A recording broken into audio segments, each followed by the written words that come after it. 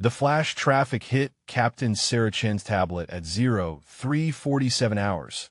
Red text scrolling across the screen in the Tactical Operations Center at Forward Operating Base Kestrel. Taliban offensive had broken through the defensive line 12 kilometers north. Estimated time to base 90 minutes.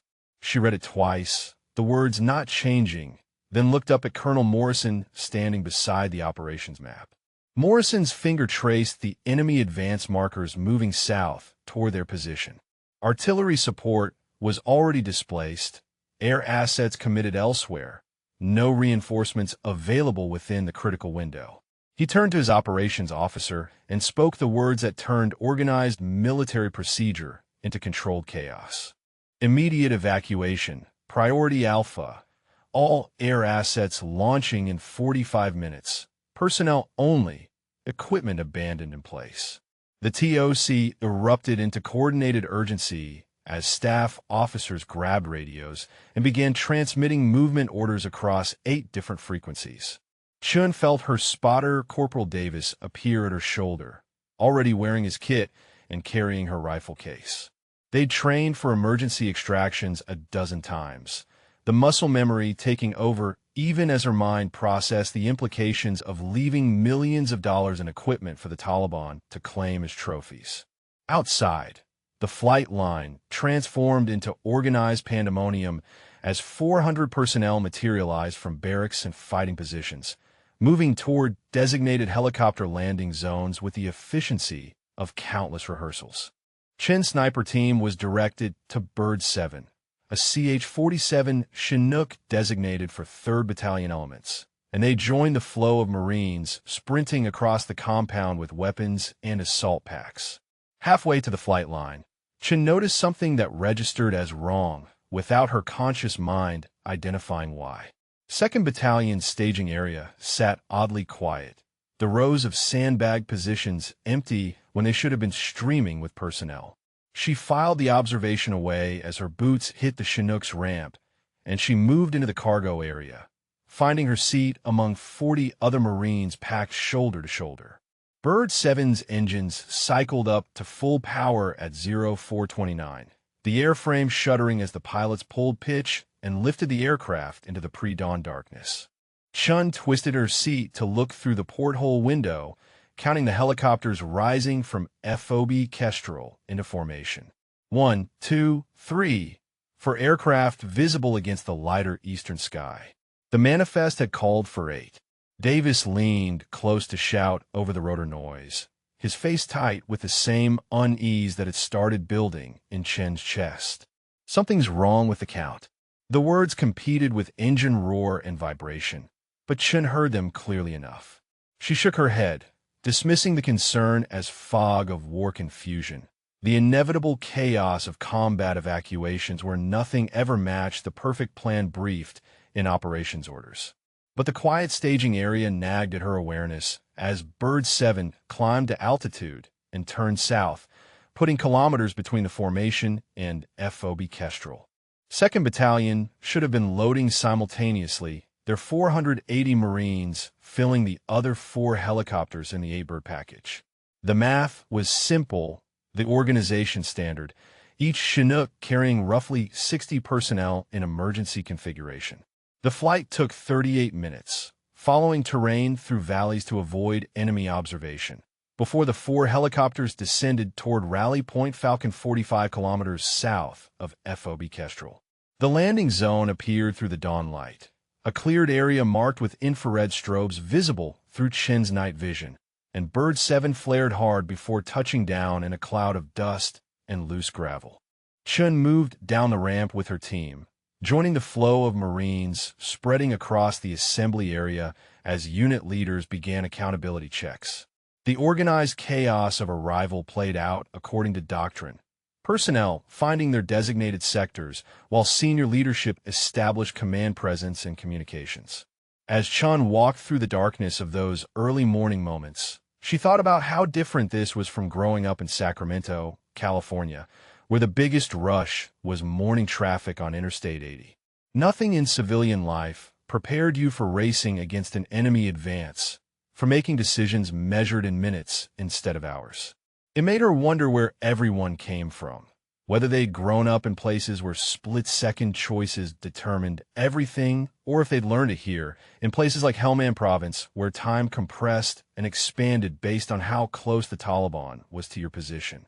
Battalion Executive Officer Captain Rodriguez stood near the operations vehicle conducting roll call, checking names against the manifest on his tablet.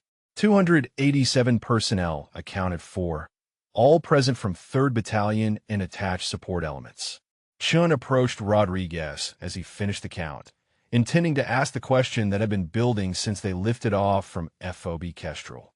"Where's 2nd Battalion?" she asked, keeping her voice level despite the tightness spreading through her chest.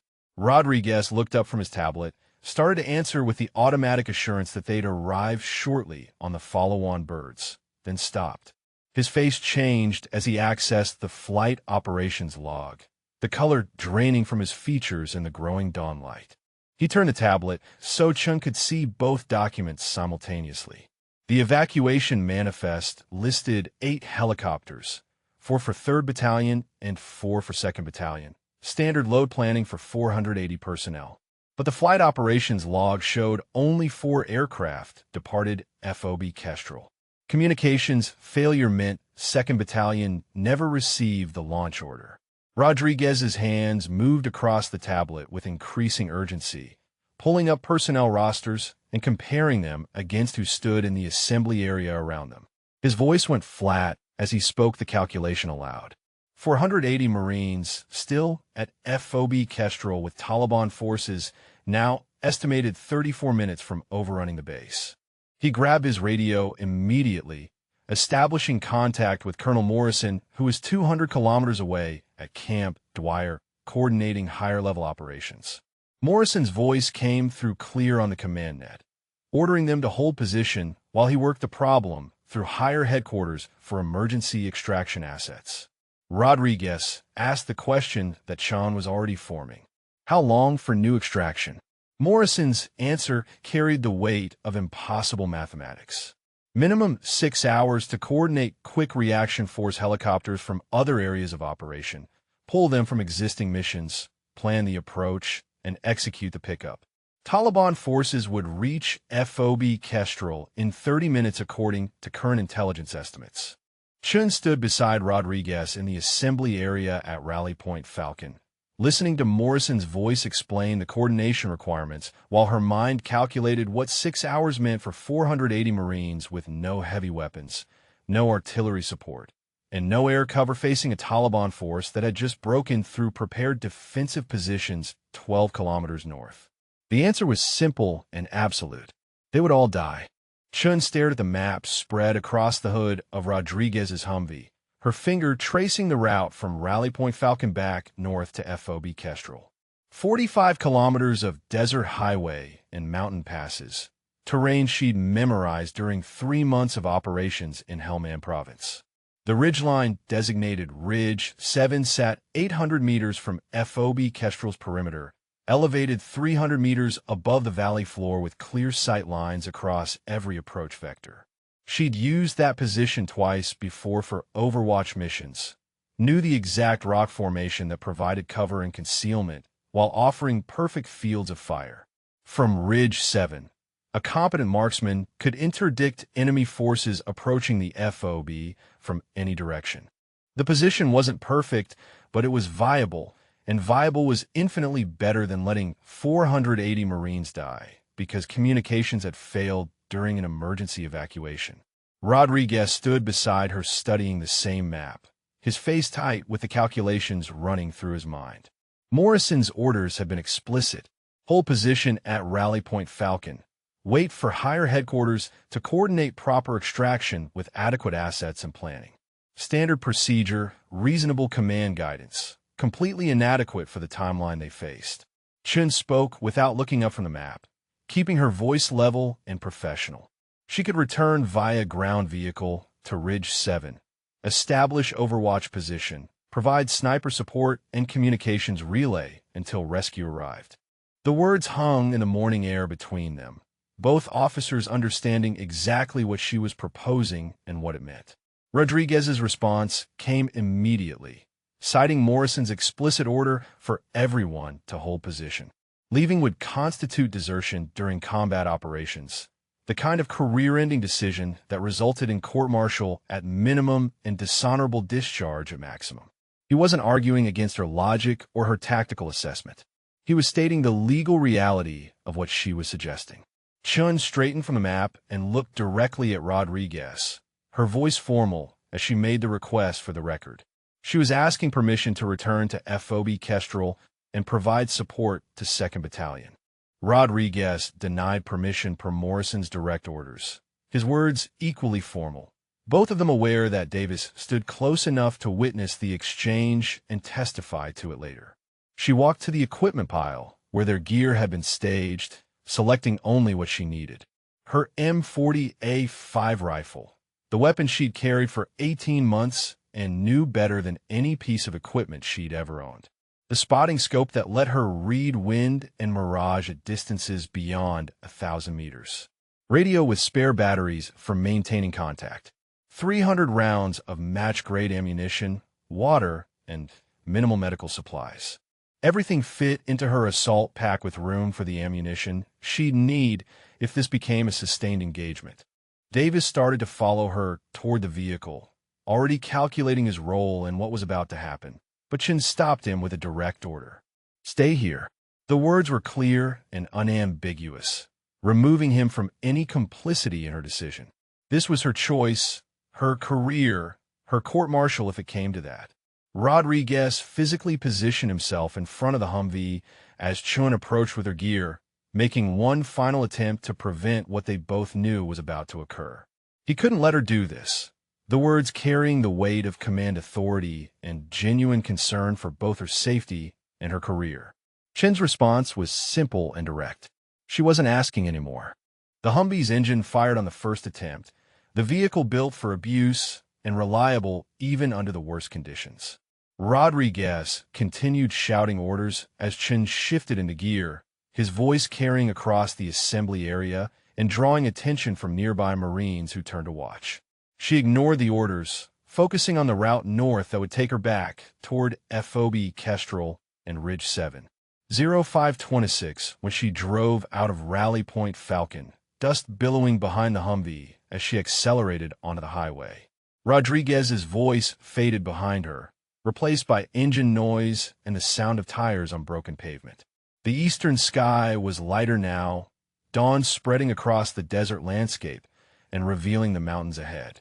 She pushed the Humvee to dangerous speeds on Route Silver, the main supply road that connected the southern bases to forward operating bases like Kestrel. 70 kilometers per hour on sections designed for convoy speeds half that fast, the vehicle shuddering over rough patches and damaged pavement. Smoke marked the horizon ahead, visible now in the growing daylight, and Chin recognized it as FOB Kestrel's location even though she couldn't see the base itself yet. Her watch read 0547, which meant Taliban forces should be hitting the base within minutes if the intelligence estimates were accurate. 45 kilometers separated her from Ridge 7, and she needed to cover that distance and climb 300 vertical meters before she could do anything useful.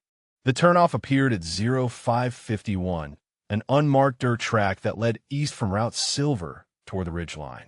Chun yanked the wheel hard, the Humvee skidding through loose gravel before finding traction on the slope. The vehicle climbed for 3 minutes before the terrain became too steep, forcing her to abandon it at the base of Ridge 7. She grabbed her pack and rifle, checking her watch as she started the climb. 0554. The slope ahead looked manageable in daylight, a combination of loose scree and solid rock that would require careful movement, but nothing technically difficult. With 45 pounds of equipment distributed between her pack and rifle, she estimated 18 minutes to reach the summit position she remembered from previous operations.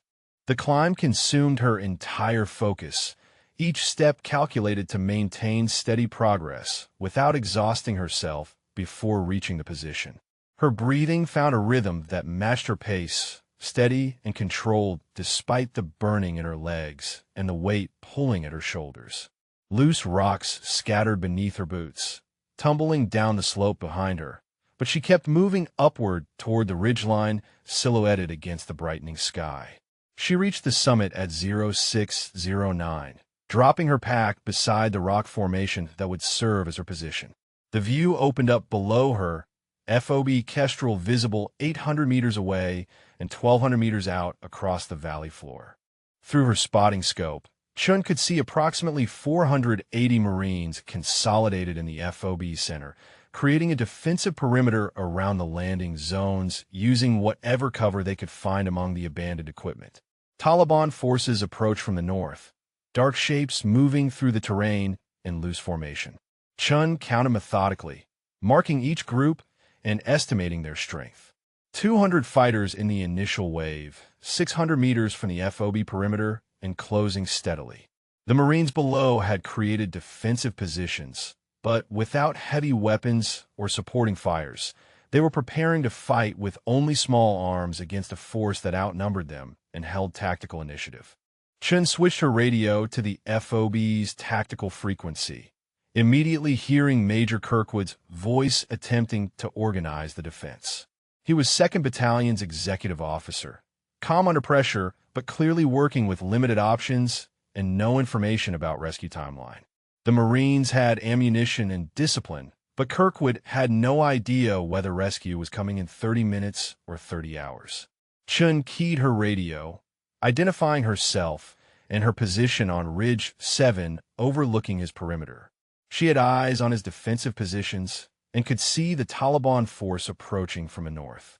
Kirkwood's response carried confusion and desperate hope in equal measure, asking if rescue was inbound and when extraction would arrive. 6 hours minimum, Chun transmitted, knowing the words would hit Kirkwood like a physical blow. They needed to survive until then, and she would do everything possible to help them make it. Chun settled into her shooting position behind the rock formation, the stones still cool from the night air despite the sun climbing above the eastern ridges. Her rifle rested on its bipod, the scope adjusted for the range and elevation she'd already calculated. 847 meters to the Taliban command element she'd identified through her spotting scope, 3 fighters clustered together with radio equipment and binoculars directing the advancing forces. The wind was calm at this hour, less than 3 knots from the west, barely enough to affect her shot at this distance. She'd made harder shots during training, much harder shots during her deployment, but never with 480 lives depending on her accuracy. The reticle settled on the center fighter, the one holding the radio and gesturing to units spread across the approach terrain. Her breathing slowed to the rhythm she'd practiced 10,000 times, the trigger press smooth and steady through its breaking point. The rifle fired with familiar recoil, and through the scope Chun watched the Taliban commander drop as the round impacted. The entire advance stopped immediately, fighters diving for cover or freezing in confusion as their leadership disappeared. Kirkwood's voice came through her radio within seconds, reporting that enemy forces had halted their advance. He asked if that was her doing, the question carrying equal parts hope and disbelief. Chun confirmed the shot and provided tactical assessment of the enemy positions now visible across the northern approach. She'd bought them time, but Taliban forces would reorganize quickly once they identified the threat. She directed Kirkwood to concentrate his Marines on the south perimeter, where terrain provided better cover against ground assault. The northern side she could interdict from her elevated position, creating overlapping fields of fire that would make enemy movement costly. Kirkwood acknowledged immediately, already issuing orders to his unit commanders over the internal net. Through her scope, Chun watched the Marines below redistribute their forces, 180 personnel, moving to reinforce the southern defensive positions while 300 remained covering the north and east approaches. The movement took 6 minutes, executed with the precision of trained infantry who understood that speed and organization meant survival. Taliban forces resumed their advance at 0629, learning from their initial mistake. They moved more dispersed now, using available cover and avoiding clustering in groups that made easy targets. Chun engaged a fighter attempting to flank the eastern perimeter, The range now 912 meters, requiring slight adjustment for the increased distance. The round found its target, and the flanking attempt collapsed as other fighters retreated to more defensible positions. Over the next 40 minutes, Chun worked methodically through the target array, presenting itself across the valley floor. A fighter carrying RPG equipment eliminated at 863 meters. Two fighters attempting to establish a machine gun position with clear sight lines to the FOB. Both dropped before they could bring the weapon into action. A squad leader organizing a coordinated assault from Awadi, taken at 947 meters while he gestured directions to his team. She fired 23 rounds during that engagement window, eliminating 19 Taliban fighters and preventing two serious flanking attempts that would have compromised the defensive perimeter. Each shot required calculation and patience, waiting for the target to present itself clearly before pressing the trigger. Ammunition conservation was critical because she brought only 300 rounds total, and she had no idea how long this defense would need to continue. At 0709, the Taliban advance stalled at 250 meters from the FOB perimeter.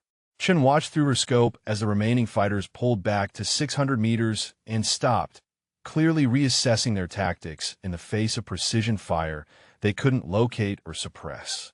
The withdrawal wasn't defeat, just tactical adjustment, but it gave the Marines below precious breathing room to improve their positions and prepare for the next assault. Kirkwood requested status check over the radio, his voice steady despite the intensity of the last hour. Chun reported his Marines had taken 0 casualties, their defensive positions were holding, and ammunition levels remained adequate. She asked for his ammunition status and received confirmation that his forces had sufficient small arms rounds, but no heavy weapons or supporting equipment. Everything that required a crew or vehicle had been abandoned during the evacuation. Chen's own status was more concerning. She'd fired 23 rounds, which meant she had 277 remaining from her initial load. At the current expenditure rate, she could sustain maybe 4 more engagements of similar intensity before ammunition became critical. She kept that calculation to herself, seeing no benefit in adding another complication to Kirkwood's already overwhelming situation. The valley settled into tense quiet after the Taliban withdrew, both sides consolidating and preparing for the next phase. Chun used the lull to hydrate and adjust her position slightly, moving 3 meters to a secondary shooting location that offered different angles and prevented the enemy from pinpointing her exact position through muzzle flash analysis. She checked her watch. 0721. Morrison's estimated rescue time was 1,100 hours, which meant 3 hours and 39 minutes remained until extraction. The Taliban forces at 600 meters weren't retreating. They were regrouping and reinforcing for a more coordinated assault. Chun had seen this pattern before during previous engagements in Helmand Province. The enemy probed defenses, absorbed casualties, then adapted tactics for a larger attack designed to overwhelm through superior numbers and better coordination. Through her spotting scope, she observed additional Taliban fighters arriving from the north, joining the forces already staged at 600 meters. The enemy was building combat power for something bigger than the initial probing attack. She counted at least 300 fighters now visible, possibly more concealed in dead ground beyond her observation range. Kirkwood's voice came through the radio with a question he probably already knew the answer to. Could she hold them again if they came with greater numbers? Chun considered several possible responses before settling on tactical honesty. Not at these numbers with her current ammunition. If the Taliban committed 400 fighters in a coordinated assault, she could attrit them significantly, but couldn't stop the attack entirely. The Marines below would need to hold sectors she couldn't cover from her position. Kirkwood acknowledged without comment, and Chun heard him issuing orders over the internal net to prepare for sustained close combat. The Marines were checking ammunition, redistributing resources, and preparing for the worst possibility. They were professionals who understood their situation clearly. Surrounded, outnumbered, no heavy weapons, no air support, and rescue hours away. Their survival depended on holding discipline under pressure and making the enemy pay for every meter of ground. Chen returned to glassing the Taliban positions, identifying key personnel and likely assault routes. She had 277 rounds and approximately 3 hours to make them count. The mathematics were simple and brutal. She needed to eliminate enough enemy fighters to reduce their combat effectiveness below the threshold required to overrun 480 Marines defending prepared positions. The sun climbed higher above the ridgeline, temperature rising as morning advanced toward midday. Chun felt sweat beginning to gather under her equipment despite the relatively cool air at this elevation. Below in the valley, both sides prepared for the next engagement that would determine whether rescue arrived in time or whether Ridge 7 became the location where she made her final stand alongside 480 Marines she'd never met but refused to abandon. At 0812, Chun observed Taliban forces massing at 800 meters, their numbers significantly larger than the first wave. She counted methodically through her spotting scope, marking groups and estimating total strength. 400 fighters minimum, possibly more concealed in terrain, folds beyond her direct observation.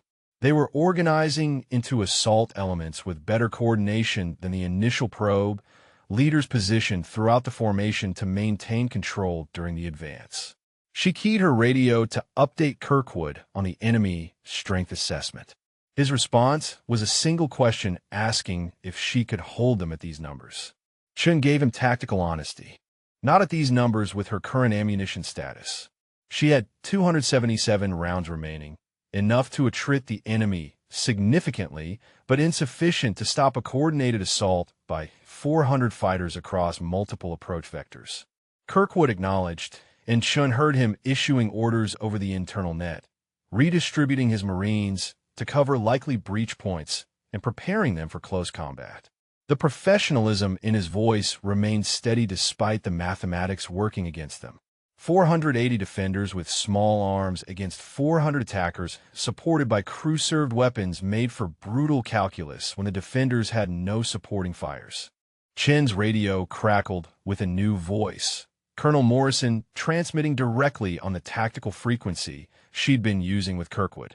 His words carried the weight of command authority and barely controlled anger. He ordered her to immediately withdraw from her position and return to Rally Point Falcon. The order was explicit, unambiguous, and completely unacceptable given the tactical situation developing below her position. She requested permission to remain until extraction arrived at 1100 hours, keeping her voice professional and deferential. Morrison denied the request, stating she was already facing court-martial for desertion and disobeying orders, and continuing would only make her legal situation worse. The conversation was being recorded on multiple systems, every word creating evidence for future prosecution. Chun asked Morrison what happened to 480 Marines if she withdrew now with no Overwatch support. Morrison responded that the Quick Reaction Force would extract them as planned. Chen's reply cut through the command authority and legal threats with simple tactical reality. The QRF arrived in 3 hours, but Taliban forces would attack in minutes. She was asking what happened in those 3 hours without her fire support. Morrison repeated his direct order to withdraw immediately, his voice hardening with the expectation of compliance.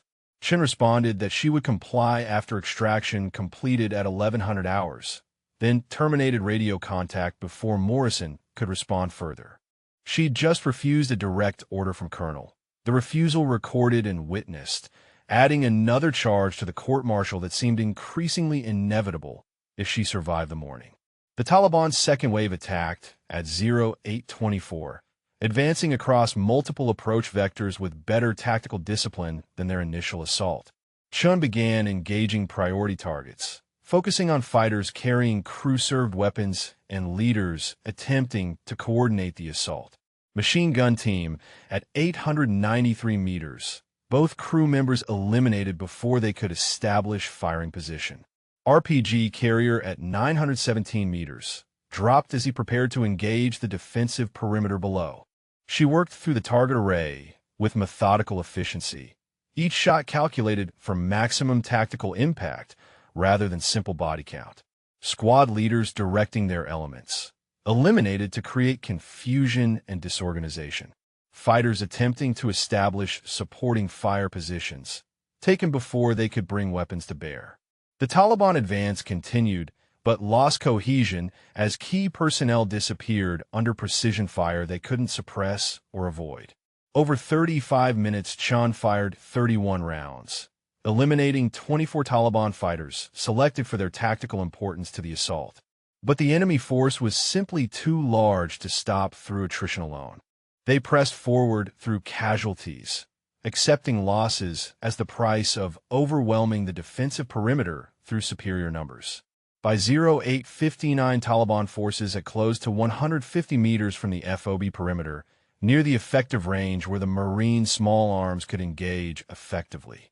Chun could hear sustained gunfire through her radio as Kirkwood's forces opened fire on the approaching assault. The sound carried across the valley, even at her elevated position, the distinctive crack of M4 rifles mixing with the heavier reports of enemy weapons. Chun shifted her focus to targets attempting to flank the eastern perimeter, where terrain provided concealment almost to the defensive line. 3 fighters moving through a wadi, eliminated at ranges under 400 meters as they emerged from cover. The eastern flank stabilized as other Taliban fighters recognized the danger and withdrew from that approach. She reached for a fresh magazine and felt the weight of her ammunition supply, lighter now than when she'd started the morning. 12 rounds remained in her current magazine, 5 full magazines in her chest rig. 62 rounds total, with Taliban forces still pressing the attack. Chun keyed her radio to inform Kirkwood of her ammunition status, the information he needed to understand her declining capability to provide supporting fire. Kirkwood asked what happened when she ran out of ammunition. Chun's response was matter-of-fact. She would transition to her M9 pistol and engage targets at closer range. The answer was tactically absurd, given the distances involved, but it was the only option available short of abandoning her position. Kirkwood didn't comment on the impossibility of effective pistol fire at ranges measured in hundreds of meters. The Taliban assault continued for another 20 minutes before momentum broke under combined pressure from Chun's precision fire and sustained small arms engagement from the Marines below. Enemy forces withdrew to 400 meters at 0919, dragging casualties and regrouping once again. Chun counted approximately 75 Taliban fighters down across the battlefield, many of them attributable to her fire, but others falling to the Marines defending the perimeter. She conducted weapons maintenance during the lull, cleaning carbon buildup from the bolt, and checking her scope mounting for any shift from sustained firing. The rifle remained mechanically sound despite the morning's use, built for exactly this kind of sustained precision engagement. Her own condition was more concerning. Dehydration was becoming noticeable despite regular water intake. The stress and physical exertion of maintaining shooting position for 3 hours taking cumulative toll. Kirkwood transmitted casualty report over the radio. 11 Marines wounded, 0 killed, defensive positions intact with ammunition adequate for continued defense. The numbers were remarkably favorable given the intensity of engagement, testament to the Marines' tactical discipline and the defensive advantages of prepared positions. But everyone involved understood those advantages eroded with each successive assault as ammunition depleted and fatigue accumulated. Chun checker watch, 0923. 1 hour and 37 minutes until scheduled extraction, assuming Morrison's coordination efforts succeeded and the QRF arrived on time. She had 62 rounds of rifle ammunition remaining and Taliban forces staging at 400 meters for what would inevitably be another assault. Through her spotting scope, she observed enemy fighters receiving reinforcements from the north, fresh troops arriving to replace casualties and increase combat power.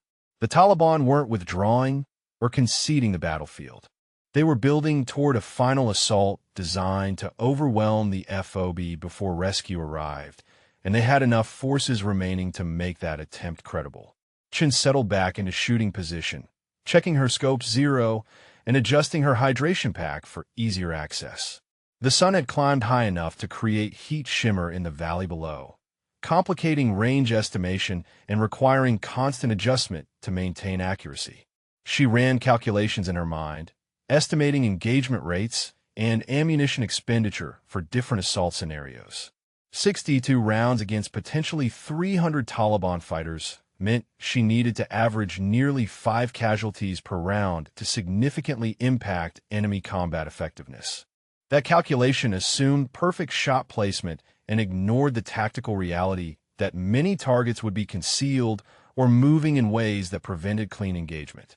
The mathematics suggested she would run dry before the Taliban exhausted their assault capability. But mathematics didn't account for everything. Precision fire created psychological impact beyond simple casualty counts, degrading enemy morale and introducing hesitation into their tactical decision-making. Every leader eliminated created confusion. Every crew-served weapon destroyed reduced their offensive capability disproportionate to single casualties. Chun would make her 62 rounds count for more than their simple number suggested, because 480 Marines below her position deserved every possible advantage she could provide. Colonel Morrison stood in the command center at Camp Dwyer, 200 kilometers south of FOB Kestrel, watching drone footage display across 3 large monitors.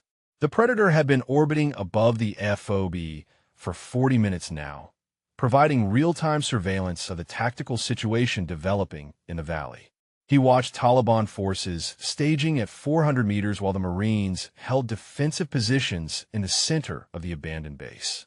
His operations officer, Lieutenant Colonel Sanders, worked coordination with 3 different aviation units, attempting to assemble enough helicopters for emergency extraction of 480 personnel from a hot landing zone. Every available aircraft was committed to other missions across Regional Command Southwest, and pulling them required command authority Sanders didn't possess. Morrison had escalated the request to division level 30 minutes ago and was still waiting for response. Captain Rodriguez entered the command center at 0730, having driven from Rally Point Falcon after Morrison summoned him for briefing on the extraction planning. Morrison glanced up from the monitors and immediately directed Rodriguez to confirm all scout sniper teams were accounted for at the rally point. He needed verification that his personnel accountability was correct before finalizing coordination with higher headquarters. Rodriguez hesitated for 3 seconds before responding, the pause long enough that Morrison knew something was wrong before words were spoken. Rodriguez reported that Captain Chun had departed Rally Point Falcon against orders at 0526, refusing his direct command to remain in place. Morrison felt anger surge through his chest, the kind that came from subordinates, creating complications during crisis situations that demanded absolute discipline. The intelligence officer, Lieutenant Cole, interrupted before Morrison could respond to Rodriguez's report, pointing at the leftmost monitor displaying drone footage.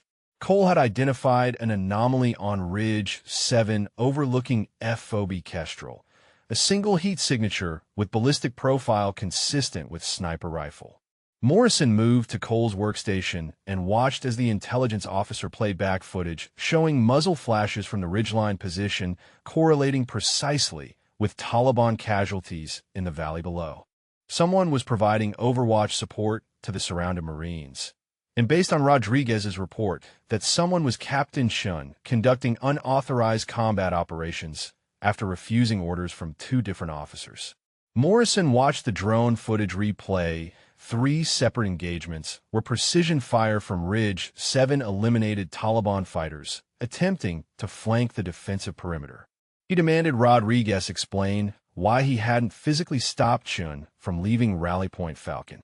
Rodriguez admitted he tried but failed, stating Chun had made clear she was proceeding regardless of orders. Morrison felt the situation spiraling beyond his control, legal and tactical considerations colliding in ways that made clean command decisions impossible. Morrison contacted Kirkwood directly on the tactical net, asking if he was in communication with someone on Ridge 7. Kirkwood confirmed immediately, reporting Captain Chun had been providing fire support since 0612 hours, and her precision engagement was the primary reason his Marines had sustained only 11 wounded with 0 killed. Morrison terminated the connection and turned back to the drone monitors. The tactical situation was clear on the displays. Chin's unauthorized action had kept 480 Marines alive through 2 sustained Taliban assaults. Her precision fire had eliminated approximately 90 enemy fighters and prevented multiple flanking attempts that would have compromised the defensive perimeter. Without her intervention, Taliban forces would likely have overrun the FOB within the first hour. But the legal situation was equally clear. Chin had deserted her assigned unit during combat operations, disobeyed direct orders from Captain Rodriguez, driven into active combat zone without authorization, and most critically had refused Morrison's own direct order to withdraw transmitted just 40 minutes ago. The refusal was recorded on multiple systems with perfect clarity, eliminating any possibility of claiming miscommunication or confusion. Morrison pulled up the regulations governing military justice during combat operations, reading through the articles that applied to Chin's actions. Desertion in face of enemy carried potential death penalty, though modern application typically resulted in lengthy confinement. Disobeying direct orders from superior officers during combat operations was court-martial mandatory. Operating in combat zone without authorization violated multiple regulations simultaneously. Sanders approached with update on extraction coordination. Division had allocated 8 CH-47 Chinooks from 3 different bases, with 4 AH-64 Apache gunships providing escort. Earliest possible extraction time was 1100 hours, giving the Marines at FOB Kestrel approximately 90 additional minutes to hold their position.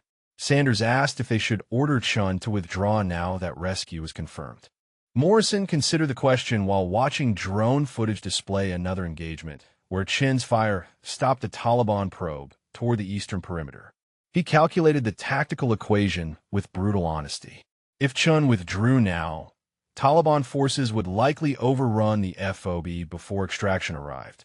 If Chun remained, she continued accumulating charges that would end her career and possibly her freedom. He made the decision that command authority demanded.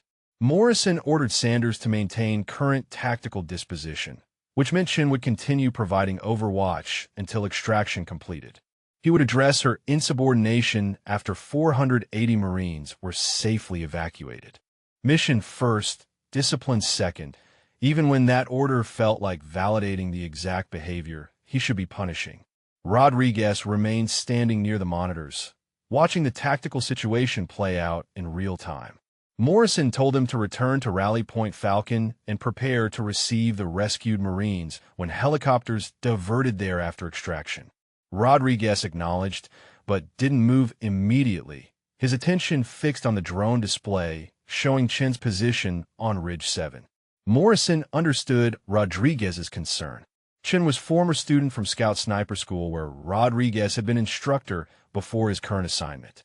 She'd been top graduate in her class, exceptional marksman with tactical judgment that impressed the cadre. Rodriguez had written the evaluation that recommended her for Scout Sniper teams, and now he was watching her destroy a promising career by refusing orders to save Marines she'd never met. The command center settled into tense watch as drone footage continued streaming across the monitors. Taliban forces were reorganizing again at 600 meters, bringing forward additional fighters to replace casualties. Intelligence estimates suggested enemy reinforcements were still arriving from the north, building combat power for another assault attempt. Chin's ammunition status was unknown, but certainly declining after 3 hours of sustained engagement. Morrison had watched her fire approximately 80 rounds based on muzzle flash counts from the drone footage, and Scout snipers typically carry between 200 and 400 rounds depending on mission requirements. She would run dry eventually, probably soon, and then 480 Marines would face Taliban assault with only their small arms for defense. Sanders suggested they could coordinate emergency ammunition resupply to Chin's position. 2 Chinooks could make low pass and drop supplies near Ridge 7. The suggestion was tactically sound and completely insane from command authority perspective. Morrison would be using military assets to support and sustain an unauthorized combat operation by an officer actively defying his direct orders. Morrison found himself in the impossible position where correct legal action conflicted absolutely with tactical necessity. Ordering Chin's withdrawal was proper exercise of command authority, but would likely result in mass casualties at FOB Kestrel.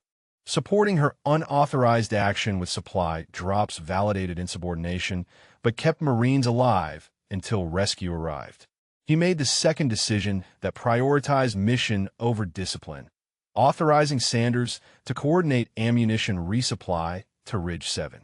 Two CH-47 Chinooks would divert from current tasking and conduct low-level supply drop at Chin's position within 30 minutes. Morrison knew the decision created evidence trail that would complicate any court-martial proceedings, but 480 Marines deserved every possible advantage regardless of legal complications. Rodriguez spoke quietly from his position near the monitors, thanking Morrison for the decision. Morrison didn't respond, his attention fixed on the drone display, showing Taliban forces massing for what appeared to be preparation for major assault. The enemy recognized they were running out of time before American reinforcements arrived, and they were committing everything available for final push to overrun the FOB. Chen had approximately 30 minutes before ammunition resupply arrived, assuming the helicopters successfully penetrated to her position without getting shot down. She would need to hold against whatever Taliban assault developed with whatever rounds remained in her magazines. Morrison watched the tactical display and calculated odds that felt worse than the mathematics suggested they should be. Major General Patricia Vance received the emergency call from Colonel Morrison at 0907, the ringtone pulling her attention from the morning briefing at Regional Command Headquarters in Kandahar. She listened to Morrison's synopsis of the situation at FOB Kestrel, the abandoned Marines, and the unauthorized sniper providing overwatch from Ridge 7. Morrison's voice carried tension as he briefed the tactical success and legal complications simultaneously. Morrison requested formal authorization to charge Captain Chun with desertion and disobeying orders after extraction completed, wanting clear command backing for court-martial proceedings. Vance asked him to hold while she accessed the live drone feed, pulling up the Predator footage on her office display. The tactical picture appeared across her screen, Taliban forces massing at 600 meters while Marines held defensive positions in the FOB center. She watched replay footage showing muzzle flashes from Ridge 7 correlating with enemy casualties below. The precision and selection of targets impressed her from purely tactical perspective. Chun was engaging high-value targets, leaders, and crew-served weapons, maximizing impact of each round fired. Vance had commanded infantry units for 26 years and recognized exceptional marksmanship when she observed it. Her operations officer, Colonel Sanders, entered with analysis Vance had requested a tactical assessment of Chin's intervention impact. Sanders reported that Chin's precision fire had prevented FOB overrun between 0612 and 0830, with estimated 380 Taliban casualties attributable to her engagement. Without her fire support, probability calculations suggested the Marines would have been overrun within 90 minutes of first contact. Vance asked Sanders for current probability assessment if Chun was withdrawn immediately per Morrison's original order. Sanders pulled up his tablet and displayed the modeling his staff had run. 70% probability FOB Kestrel falls before 1100 extraction if Chun withdraws now, with projected casualties between 200 and 400 Marines. The mathematics were brutal but clear. She contacted Morrison directly, denying his request to order Chin's withdrawal from Ridge 7. Morrison's protest came immediately, arguing that allowing Chun to continue validated insubordination and undermined command authority across the entire theater. Vance understood his concern, but couldn't prioritize procedural compliance over 480 Marine lives. Morrison pressed the legal argument, stating Chun had deserted her unit during combat operations and refused direct orders from colonel-level command. These weren't minor infractions, but serious violations that demanded formal response. Vance acknowledged the legal reality while stating they would address those matters after 480 Marines were safely evacuated. Mission accomplishment took priority over disciplinary procedures.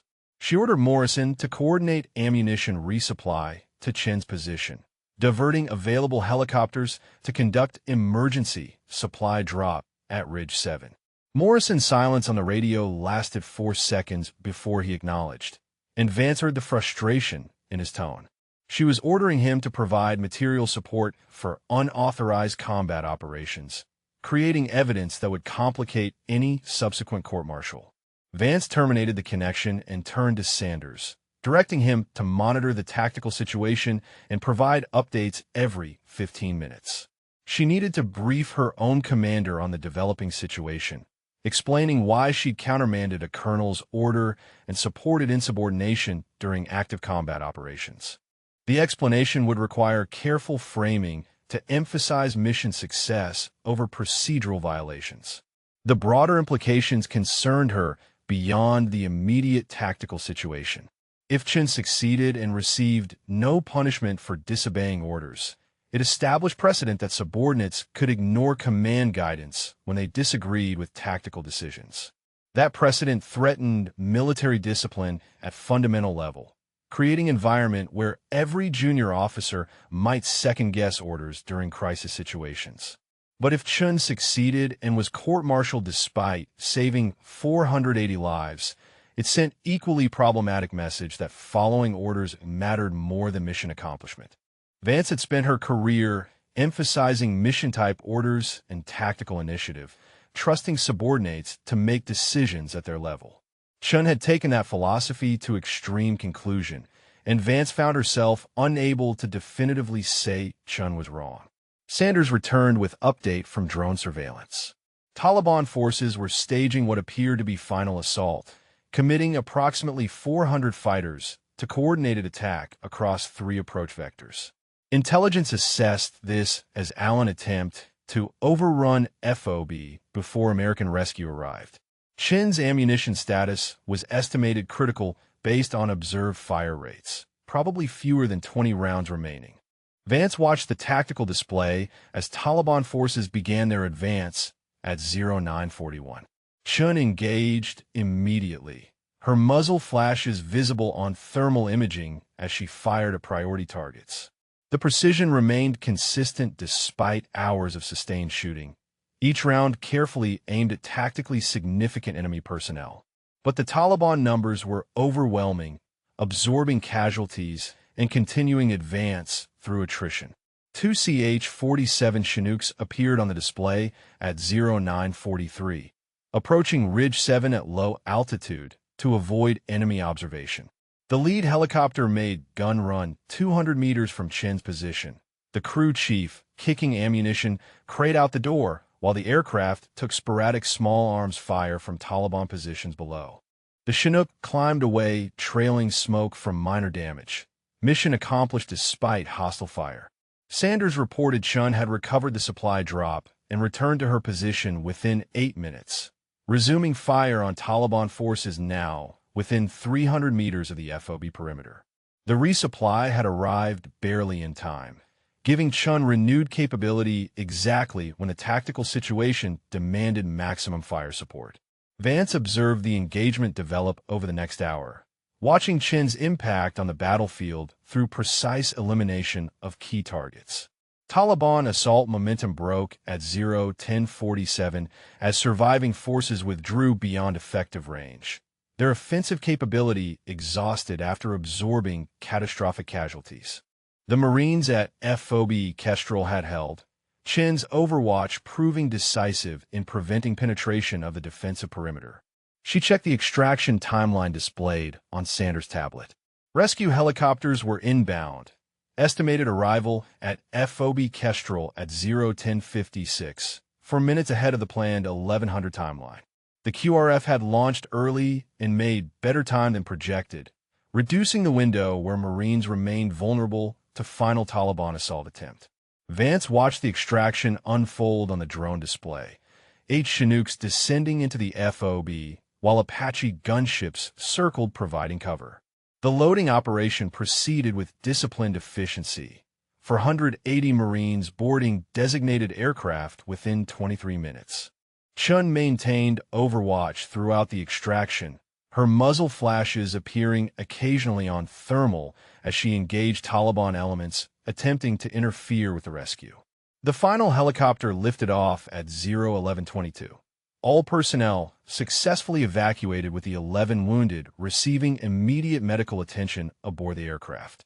Mission success was complete and unambiguous. 480 Marines rescued with 0 killed. Tactical situation resolved through combination of defensive discipline and precision fire support. Sanders asked Vance what guidance she wanted provided to Morrison regarding Chin's status. The question carried weight beyond simple administrative process. Vance's answer would determine whether Chun faced court-martial or commendation, whether the precedent emphasized tactical initiative or command compliance. Vance considered the competing principles at stake. Military discipline demanded consequences for disobeying orders, maintaining command structure that enabled large-scale operations. Mission accomplishment demanded rewarding successful initiative, encouraging subordinates to take appropriate risks when situations required immediate action beyond normal procedures. She made her decision and directed Sanders to inform Morrison that she was assuming direct jurisdiction over Chin's case under General Officer Command Authority. Vance would personally review the matter and determine appropriate administrative action. The decision removed the case from Morrison's authority, preventing him from pursuing court-martial without her approval. Sanders departed to transmit the guidance, while Vance returned to watching the drone display. The helicopters carrying rescued Marines were climbing to altitude, heading south towards safety, while Taliban forces remained staged in the valley below. Chin's position on Ridge 7 showed single heat signature beginning descent from the summit. Her mission complete and survival assured for the immediate future. Vance knew the difficult conversations were just beginning. Chun had violated clear orders and military regulations, actions that couldn't be ignored without undermining command authority. But Chun had also saved 480 Marine lives through exceptional tactical skill and absolute commitment to mission accomplishment. Finding appropriate resolution that honored both principles would require careful judgment that balanced competing institutional interests.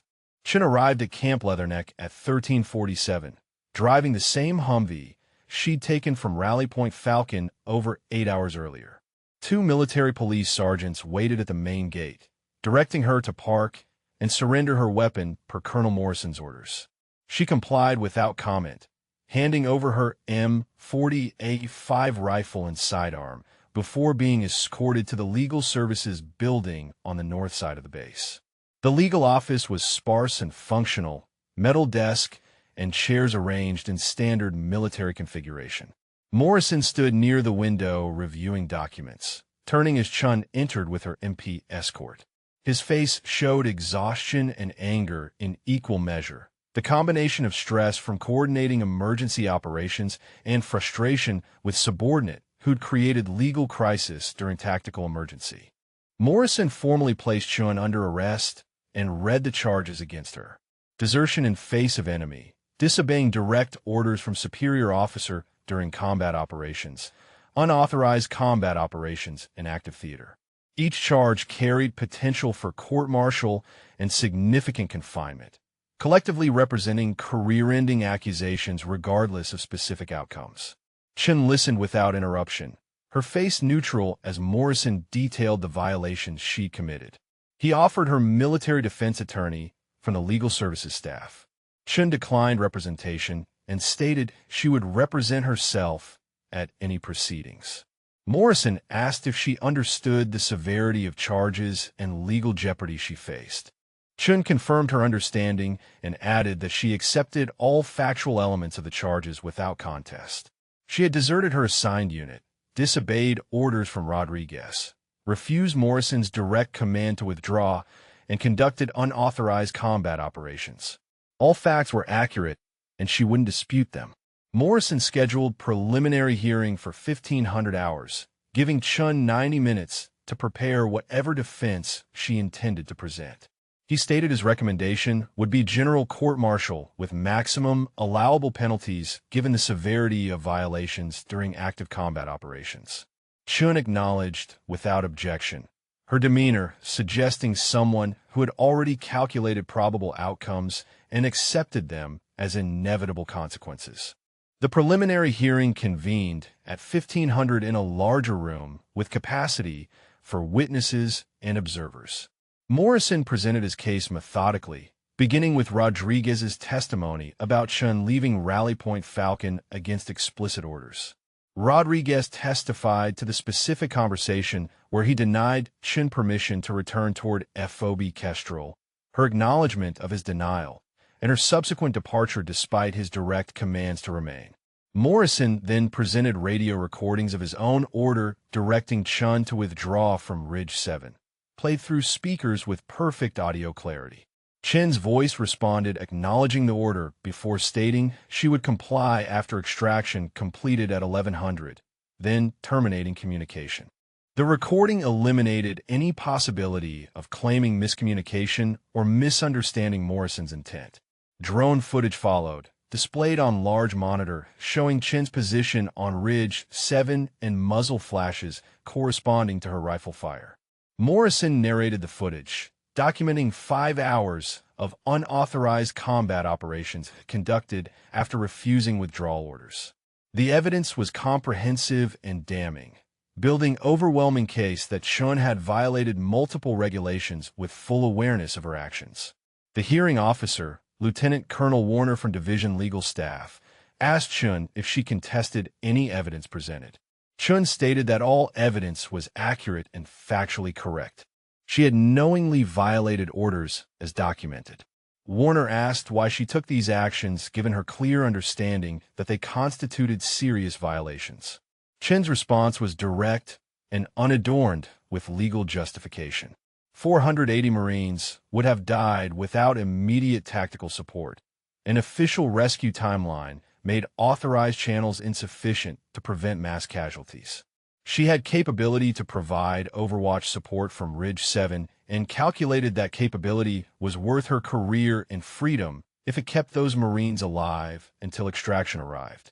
Warner began formulating his next question when the hearing room door opened and Major Kirkwood entered without invitation.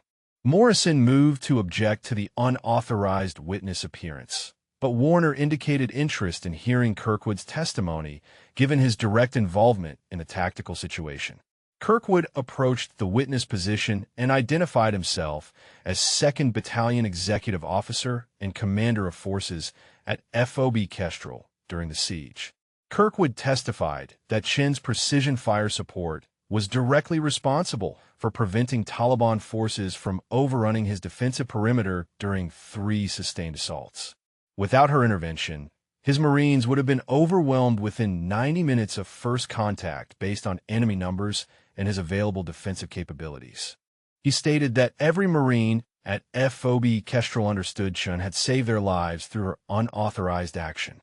Morrison objected that tactical success didn't negate violations of military law and command structure. Kirkwood acknowledged the legal reality while stating that 480 Marines and their families held different perspective on whether Chen's actions should be punished or rewarded. The tension in the room shifted as Warner considered the competing principles Morrison and Kirkwood represented. General Vance entered the hearing at 1543, her appearance unannounced and immediately commanding attention from everyone present. Morrison and Warner came to attention as Vance moved to the front of the room, her presence transforming informal preliminary hearing into situation requiring general officer judgment. Vance addressed Morrison directly, stating she was assuming jurisdiction over Chen's case under command authority granted to general officers in combat theater. Morrison's prosecution would not proceed without her explicit approval, and she was reviewing all evidence personally before making determination about appropriate administrative action. Morrison protested the intervention, arguing that allowing Chun to escape consequences established dangerous precedent for subordinates ignoring orders whenever they disagreed with command decisions. Vance acknowledged his concern about precedent, while stating that precedent worked both directions. Court-martialing Chun for saving 480 Marine lives created equally problematic precedent about prioritizing procedural compliance over mission accomplishment. She announced her decision to administratively close the case against Chun. The actions, while technically unauthorized, were strategically necessary given the tactical situation and timeline constraints. Chun had exercised initiative consistent with mission-type orders philosophy that Marine Corps emphasized throughout its doctrine. No charges would proceed to court-martial. Morrison's face showed barely controlled anger as he stated this decision undermined command authority and military discipline. Vance responded that command authority existed to accomplish missions, and Chun had accomplished the mission of keeping 480 Marines alive until rescue arrived. Discipline served mission accomplishment, not the reverse. Warner asked about precedent for future situations where subordinates might claim similar justification for disobeying orders. Vance stated the precedent was narrow and specific. Chun had possessed unique capability, faced time-critical situation where authorized channels were insufficient, made accurate tactical assessment, and achieved complete mission success with 0 friendly fatalities. Those conditions rarely aligned, and claims of similar circumstances would receive careful scrutiny. She directed Morrison to release Chun from arrest and return her to normal duty status. Morrison acknowledged with visible reluctance, his professional discipline overriding personal disagreement with Vance's decision. Chun remained standing at attention throughout the exchange, her expression revealing nothing about her reaction to avoiding court-martial. Vance departed without additional comment, leaving Morrison and Warner to formally terminate the hearing. Morrison told Chun she was released, but made clear his disagreement with the outcome. Chun acknowledged and departed the legal building, collected her weapons from the MP desk, and returned to her assigned unit area. Rodriguez waited outside the legal building, having observed the hearing from rear seating. He asked Chun if she understood how close she'd come to career-ending punishment. Chun responded that she'd understood the risks before leaving Rally Point Falcon. Some decisions were worth making regardless of personal consequences. Rodriguez told her that Morrison would likely transfer to different command within weeks, the clash with Vance over her case making their continued service together untenable. Chun said she regretted creating problems for Morrison, who had been attempting to maintain discipline during chaotic situation.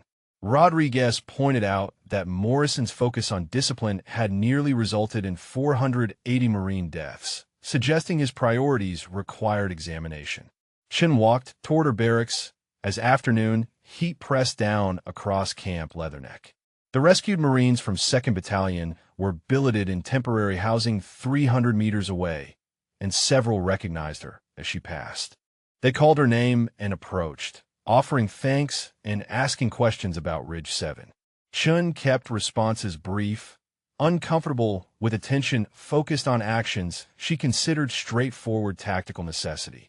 She reached her quarters and secured her rifle, sitting on her rack to process the day's events.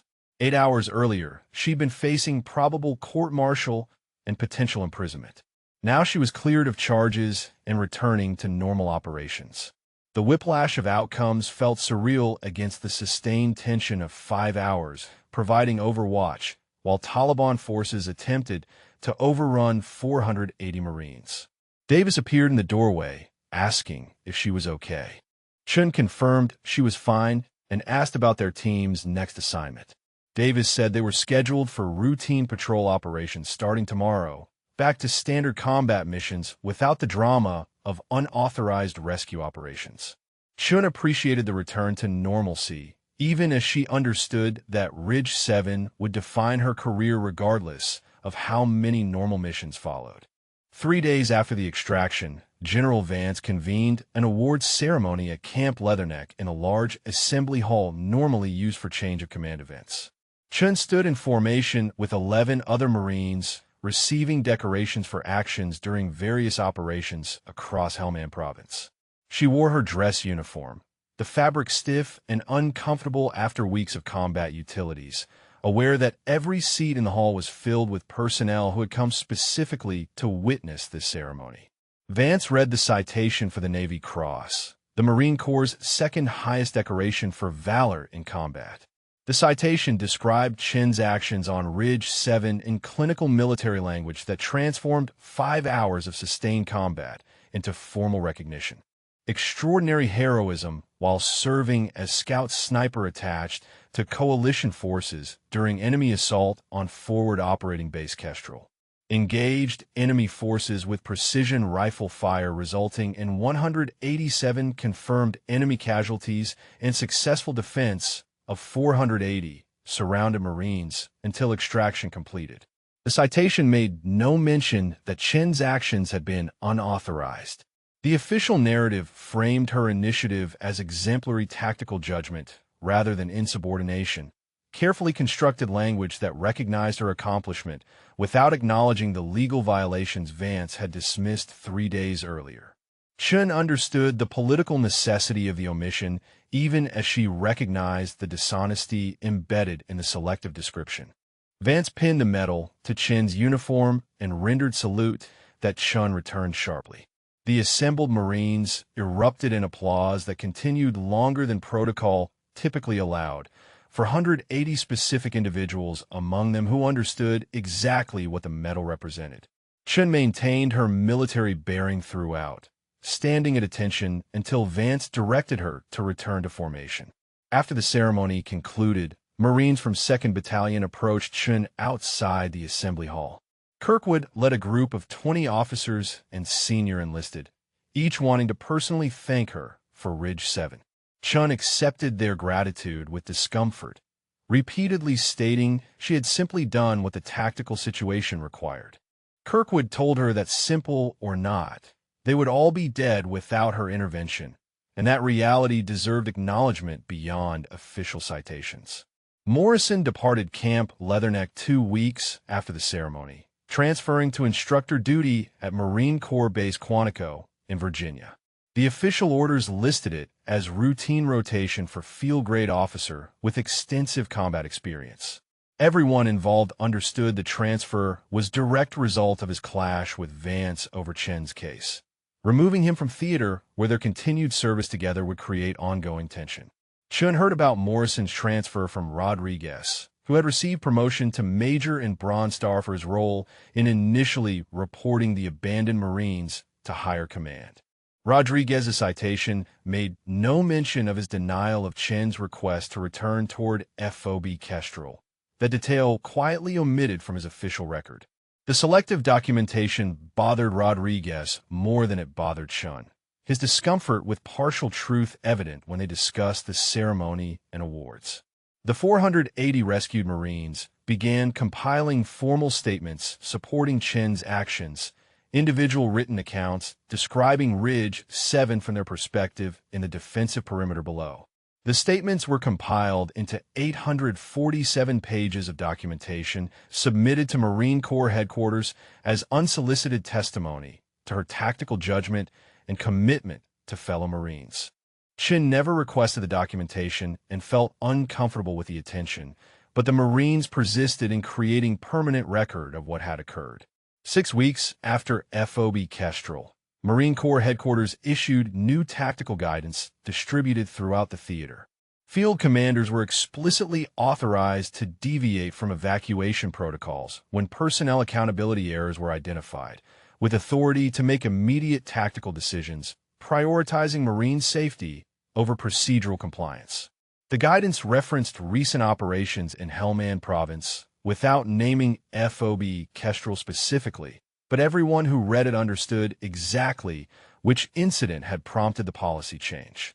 Chen continued serving as scout sniper, requested by multiple commanders based on her demonstrated capabilities and tactical judgment. The unauthorized nature of her most famous action became open secret throughout Marine Corps sniper community, discussed in conversations that never appeared in official documentation. Instructors at Scout Sniper School began using Ridge 7 as case study in tactical initiative, teaching students about balancing command structure with mission requirements in crisis situations. Rodriguez told Chun that some commanders avoided requesting her for missions specifically because of Ridge 7, concerned that she might disregard orders if she disagreed with tactical decisions. Chun understood their hesitation while noting the irony that saving 480 Marines made some leaders view her as liability rather than asset. The perception bothered her less than it concerned Rodriguez, who argued forcefully in commander meetings that her judgment had proven sound under extreme pressure. She received a letter from Lieutenant Colonel Warner, the hearing officer who had presided over her preliminary hearing before Vance intervened. Warner wrote that he had struggled with the legal and moral questions Chen's case presented, ultimately concluding that military law sometimes provided an inadequate framework for evaluating actions taken in extreme circumstances. He stated that her willingness to accept career-ending consequences to save fellow Marines represented Marine Corps values at their highest expression, regardless of technical violations involved. Chun kept the letter filed with other correspondents, but didn't respond, uncertain how to articulate her thoughts about the situation. She hadn't viewed Ridge 7 as demonstration of Marine Corps values or tactical initiative requiring policy changes. The decision had been straightforward calculation that 480 lives were worth more than her career, and she remained somewhat baffled that the conclusion wasn't obvious to everyone involved. Davis asked her one evening if she regretted the decision given the legal complications and ongoing attention. Chun considered the question seriously before responding. 480 Marines were alive who would otherwise be dead. That outcome made every complication worthwhile, regardless of personal cost. Davis said most people wouldn't accept career destruction to save strangers, and Chen's willingness to do so made her exceptional. Chen disagreed with the characterization, arguing that any Marine would make the same choice given identical circumstances. The rescued Marines organized an informal gathering 8 weeks after the extraction, inviting Chun to join them at one of Camp Leatherneck's recreation facilities. She attended reluctantly, uncomfortable with celebrations focused on her actions. The Marines treated her arrival with a combination of reverence and genuine affection, individuals sharing their perspectives from inside the FOB perimeter while Chun had provided overwatch from above. Kirkwood presented her with photograph taken by drone during the extraction, showing Ridge 7 in foreground and 8 Chinooks loading Marines at FOB Kestrel in the valley below. The image captured the tactical geometry that had defined 5 hours of combat, single position overlooking defensive perimeter 800 meters distant. Kirkwood had the photograph mounted and framed, inscription reading simply Ridge 7 with the date. Chun accepted it with gratitude she struggled to express verbally. She returned to her quarters after the gathering and mounted the photograph on the wall beside her rack. The tactical image showed her position but not her presence, the ridge appearing empty in the drone's thermal imaging. Chun found the absence appropriate, preferring the focus remain on the 480 Marines who had held defensive perimeter rather than the sniper who had provided supporting fire. Rodriguez visited her quarters the following day and saw the mounted photograph. He commented that Ridge 7 would define her career regardless of how many successful missions followed. Chun acknowledged the reality while stating she hoped future operations would be equally successful with less controversy. Rodriguez laughed and said conventional success rarely generated Navy crosses or policy changes, suggesting Chun should accept that Ridge 7 represented pinnacle achievement most Marines never approached. She returned to routine patrol operations with Davis, conducting standard reconnaissance and overwatch missions across Helmand Province. The work was identical to operations before FOB Kestrel, but other units treated her differently now. Commanders requested her team for difficult missions, trusting her judgment in complex tactical situations. Junior Marines asked questions about precision shooting and tactical decision-making, viewing her as mentor worth learning from. Chun adapted to the altered perception while maintaining focus on mission requirements and team performance. Ridge 7 had changed how others viewed her capabilities, but it hadn't changed her understanding of her role or responsibilities.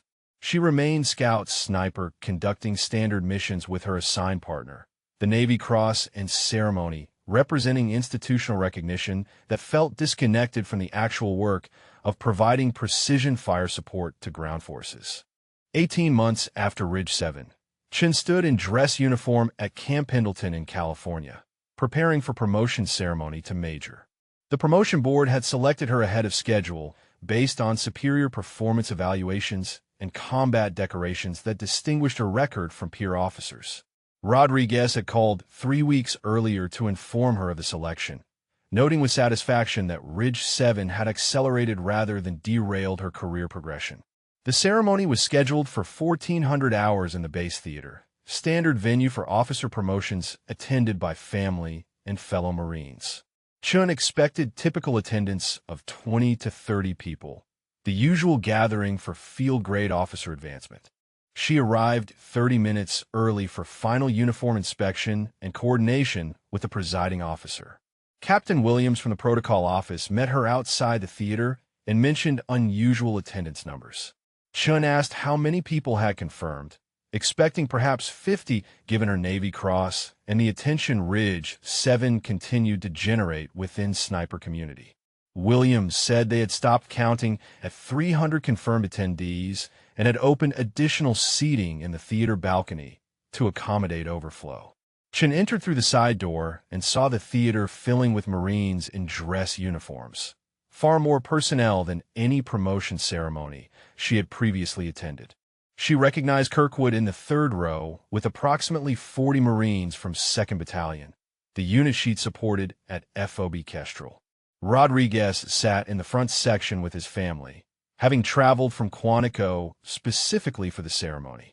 Davis occupied seat near the center aisle with their entire Scout Sniper platoon arranged around him.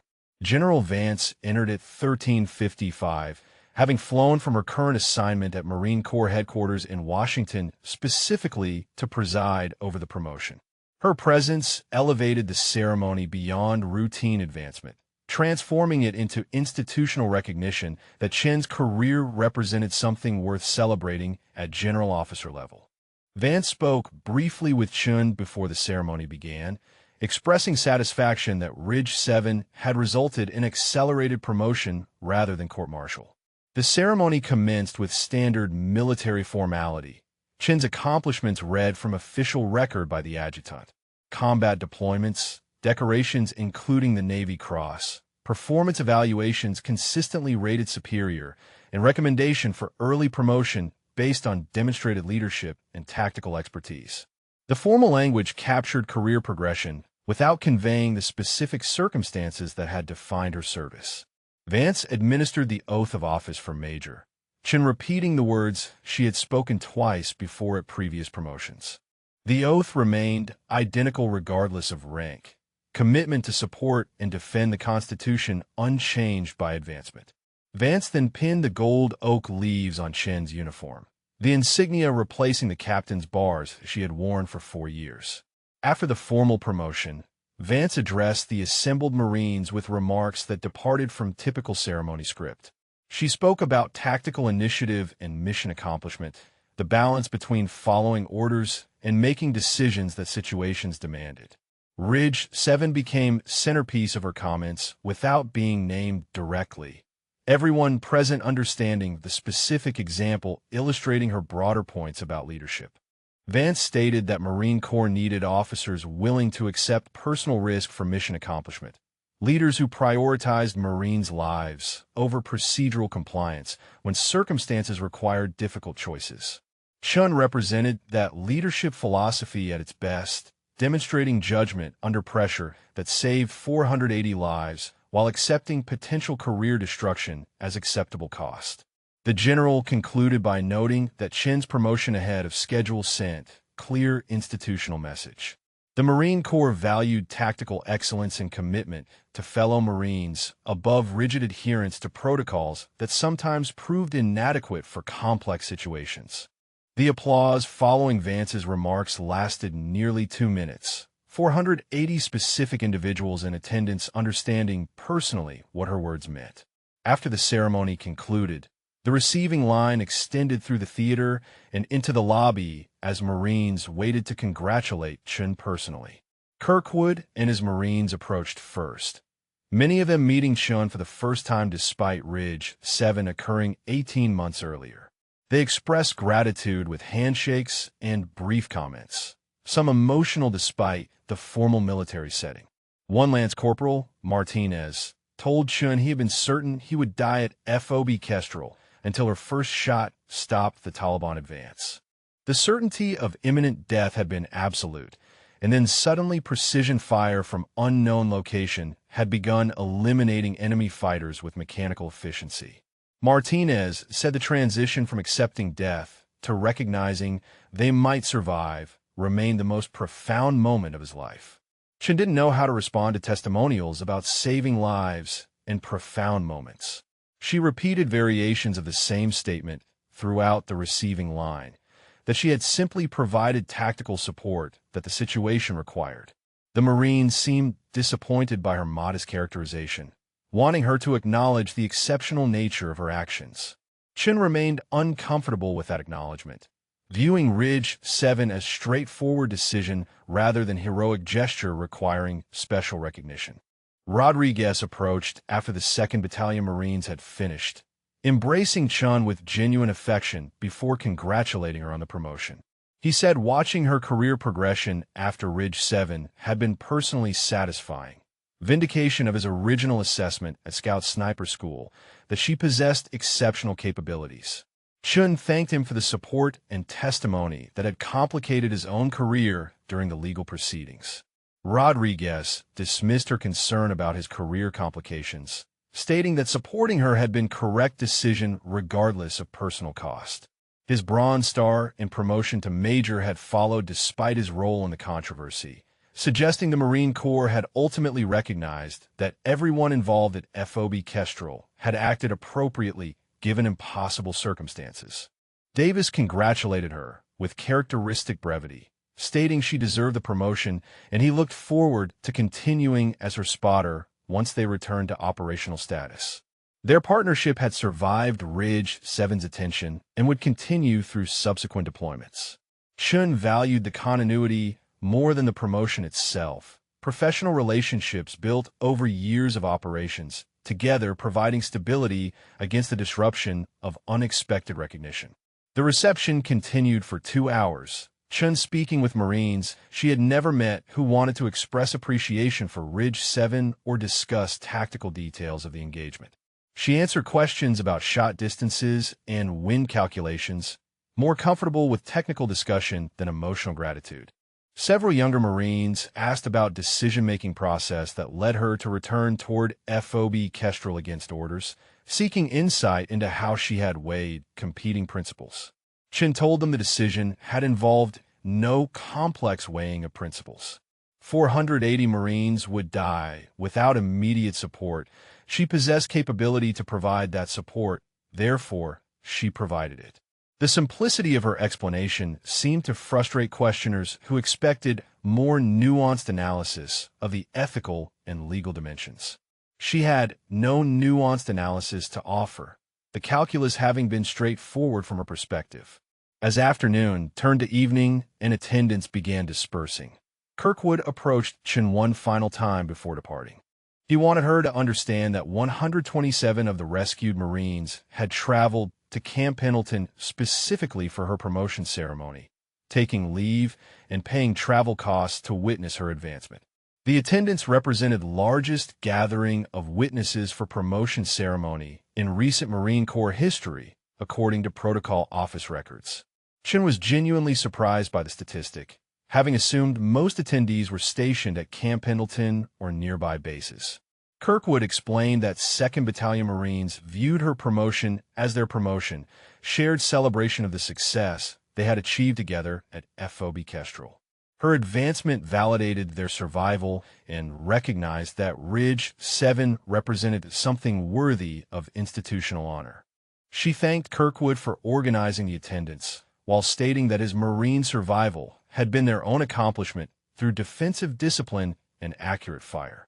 Kirkwood rejected the modest characterization, insisting that defensive discipline would have been irrelevant if Taliban forces had overrun their positions in the first hour. Chen's precision fire had provided the time and tactical advantages Marines needed to hold until rescue arrived. The conversation ended as it had begun, with fundamental disagreement about who deserved credit for FOB Kestrel's successful outcome.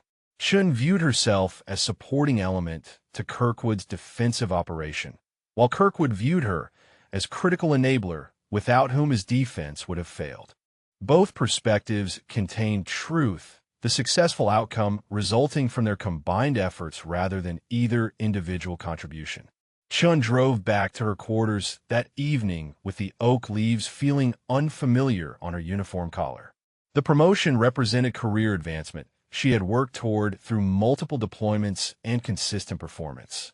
But Ridge 7 had accelerated the timeline and transformed routine advancement into institutional statement about Marine Corps values and priorities. She thought about Vance's remarks during the ceremony, the emphasis on tactical initiative and mission accomplishment over procedural compliance. The general had framed Chen's unauthorized action as exemplifying leadership philosophy the Marine Corps needed to cultivate. Chen remained uncertain whether that framing was accurate or convenient narrative that rationalized command decision to dismiss court-martial charges. The question felt less important than the outcome. 480 Marines had survived, her career had survived, and Marine Corps doctrine had evolved to authorize field commanders to make similar decisions in future emergencies. Those tangible results mattered more than abstract debates about whether she had demonstrated exemplary leadership or simply made obvious choice in impossible situation. Major Chun returned to operational assignment 6 weeks after her promotion ceremony, assigned to instructor duty at Scout Sniper School in Quantico. The posting was standard career progression for field-grade officers with combat experience, opportunity to train next generation of Marine snipers using lessons learned during multiple deployments. Rodriguez had held similar position 3 years earlier, teaching the class where Chun had been top graduate. The school's commanding officer, Colonel Reeves, briefed Chun on her specific responsibilities during in-processing. She would instruct advanced marksmanship and tactical decision-making modules, teaching students who had already passed basic qualification and were developing expertise required for operational deployment. Reeves mentioned that enrollment had increased 20% since Ridge 7, with additional Marines requesting sniper training specifically because of her publicized action. Chen began teaching her first class on Monday morning. 23 students ranging from Lance Corporal to Staff Sergeant assembled in the classroom awaiting instruction. She introduced herself with standard credentials, deployments, and qualifications without mentioning decorations or specific operations. The students knew her background regardless, Ridge 7 having been incorporated into school curriculum as case study in tactical initiative. Her lesson plan focused on precision shooting at extended ranges, the technical aspects of wind reading and trajectory calculation that determine success or failure at distances beyond 800 meters. Chen walked students through mathematical formulas and practical estimation techniques, emphasizing consistent methodology over intuitive guessing. The technical instruction felt comfortable, concrete skills she could teach through demonstration and repetition. One student, Corporal Hassan, asked about decision-making under pressure when technical factors competed with tactical urgency. The question was clearly about Ridge 7 without naming it directly, seeking her perspective on balancing perfect shot placement against rapidly evolving combat situations. Chen answered that perfect was enemy of good enough, and tactical situations rarely permitted ideal conditions for engagement.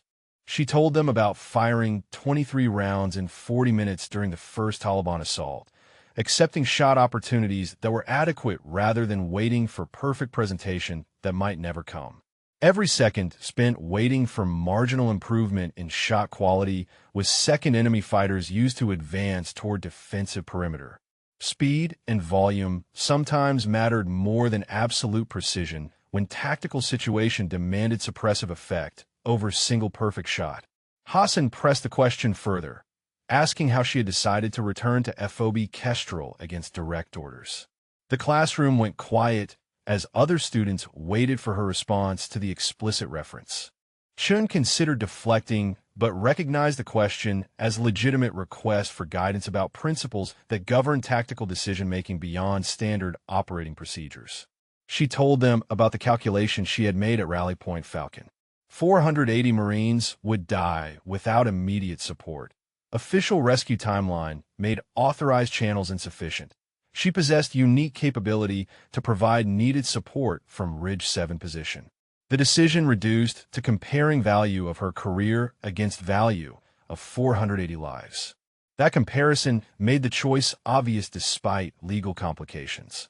Staff Sergeant Kumar asked if she would make the same decision, knowing it could result in court-martial and dishonorable discharge. Chun said yes without hesitation. Kumar asked what advice she would give students facing similar situations where following orders might result in preventable deaths. Chun paused before answering, aware that her response would be quoted and discussed beyond the classroom. She told them that military discipline and command structure enabled large-scale operations through coordinated action under unified authority.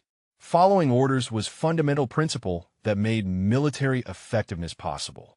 But discipline served mission accomplishment rather than existing for its own sake, and situations occasionally arose where rigid compliance with orders produced worse outcomes than tactical initiative that violated procedures. Those situations were rare and required honest assessment of several factors. Did you possess capability that others lacked? Was authorized timeline insufficient for the emergency? Would following orders result in preventable catastrophic failure? Could you achieve mission success through unauthorized action? If those conditions aligned, initiative might be justified despite legal risk. But she emphasized that claiming similar justification required meeting all those conditions simultaneously. Disagreeing with orders because you had different opinion about tactics was insufficient justification for disobedience. Convenience or personal preference never justified violating command structure. Initiative was reserved for genuinely exceptional circumstances where authorized approaches would fail catastrophically. Kumar asked how to distinguish genuine emergency from situation where you simply disagreed with command decision. Chun said that genuine emergencies involved imminent, preventable deaths and capability you alone possess to prevent them. If you couldn't clearly articulate both elements, you were probably just disagreeing with tactics rather than facing genuine emergency requiring initiative. The discussion continued through the class period, students asking increasingly specific questions about balancing discipline with initiative. Chun answered honestly while emphasizing that Ridge 7 represented extreme outlier rather than template for routine operations. Following orders remained default principle. Initiative was rare exception requiring extraordinary justification. After class concluded, Reeves asked Chun to join him in his office. He had observed her instruction through the classroom monitor and wanted to discuss her teaching approach regarding tactical initiative and disobedience of orders. Chun prepared for criticism about encouraging insubordination, recognizing that her answers might have crossed boundaries of appropriate instruction. Reeves surprised her by expressing approval of her teaching methodology. She had provided honest perspective on complex issues while emphasizing that initiative was exception rather than rule. Her framework for evaluating when initiative might be justified gave students concrete principles rather than vague guidance about using judgment. The Marine Corps needed junior snipers who understood both the importance of discipline and the rare circumstances where initiative superseded compliance. He told her that Ridge 7 would inevitably be referenced in her classes regardless of whether she mentioned it directly. Students knew her background and viewed her as authoritative source on tactical decision-making under pressure. Reeves wanted her to engage those discussions honestly rather than avoiding them, using her experience to teach principles that case studies alone couldn't convey. Chun taught additional classes over subsequent weeks, covering various aspects of sniper operations from camouflage and concealment to target selection and ammunition management. Ridge 7 entered discussions regularly as students sought her perspective on specific decisions she had made during the 5-hour engagement. She answered their questions while redirecting focus toward underlying principles applicable to other situations. One afternoon, she taught ballistics and trajectory calculation, walking students through the mathematics that govern bullet flight over long distances. Corporal Washington asked about the 847-meter shot that eliminated the Taliban commander during the first assault. Chun explained the wind conditions and elevation correction she had calculated, demonstrating on the whiteboard how she had arrived at specific scope adjustment. Washington asked if she had felt pressure knowing that 480 lives depended on her accuracy. Chun said she had felt pressure but couldn't afford to let it affect shot execution. Pressure was a mental state that degraded performance if you focused on it. So she had focused on wind and range instead. The technical aspects were controllable, the stakes were not. So she concentrated on what she could influence and trusted her training for the rest. The answers seemed to resonate with students more than abstract discussions about decision-making or initiative. Chin recognized that teaching technical competence was ultimately more valuable than philosophical debates about when to disobey orders. Technical skill enabled effective action regardless of whether that action was authorized or not, and students needed both competence and judgment to serve effectively as snipers. Rodriguez visited Quantico during Chin's third month of instructor duty, conducting official evaluation of the school's curriculum and instructional methods. He observed several of Chin's classes and provided feedback during their evening meeting at the Officers Club. Rodriguez said she had developed into excellent instructor, combining technical expertise with honest discussion of complex ethical issues that Marine Corps often avoided addressing directly. Chin asked if he thought her teaching about tactical initiative was appropriate or if she should emphasize following orders more heavily. Rodriguez said the Marine Corps sent mixed messages about initiative, officially emphasizing obedience, while simultaneously rewarding successful violations when outcomes justified the risk. Chin's teaching acknowledged that contradiction honestly rather than pretending it didn't exist. He told her that multiple students from her classes had submitted positive evaluations specifically mentioning her willingness to discuss Ridge 7 and tactical decision-making. The students appreciated her honesty about mistakes and complications rather than presenting sanitized version where everything worked perfectly. Real operations involved uncertainty and risk, and students benefited from understanding that reality before facing it in combat. Chun continued instructor duties through the remainder of her assignment, teaching hundreds of Marines over 18 months while refining her methodology for addressing complex leadership questions. The position provided perspective on how Ridge 7 functioned as teaching tool, the specific circumstances less important than principles they illustrated about mission accomplishment and tactical judgment. Near the end of her instructor tour, Reeves informed her that she was being assigned to operations officer position with 1st Marine Division, responsible for planning and coordinating sniper employment across the division's area of operations. The assignment represented continued career advancement, senior staff position where her tactical expertise and combat experience would inform broader operational planning.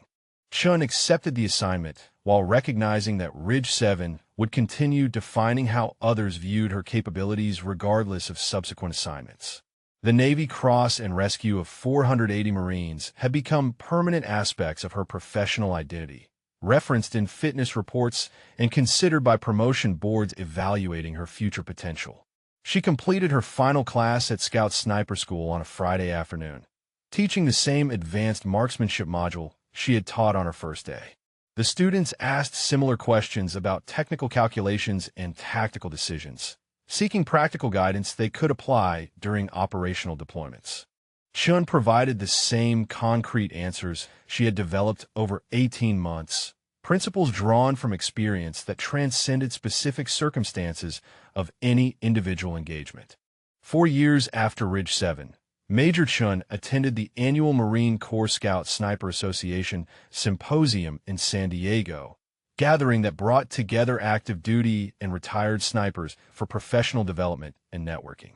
The association had invited her as keynote speaker, requesting presentation on tactical decision-making under pressure.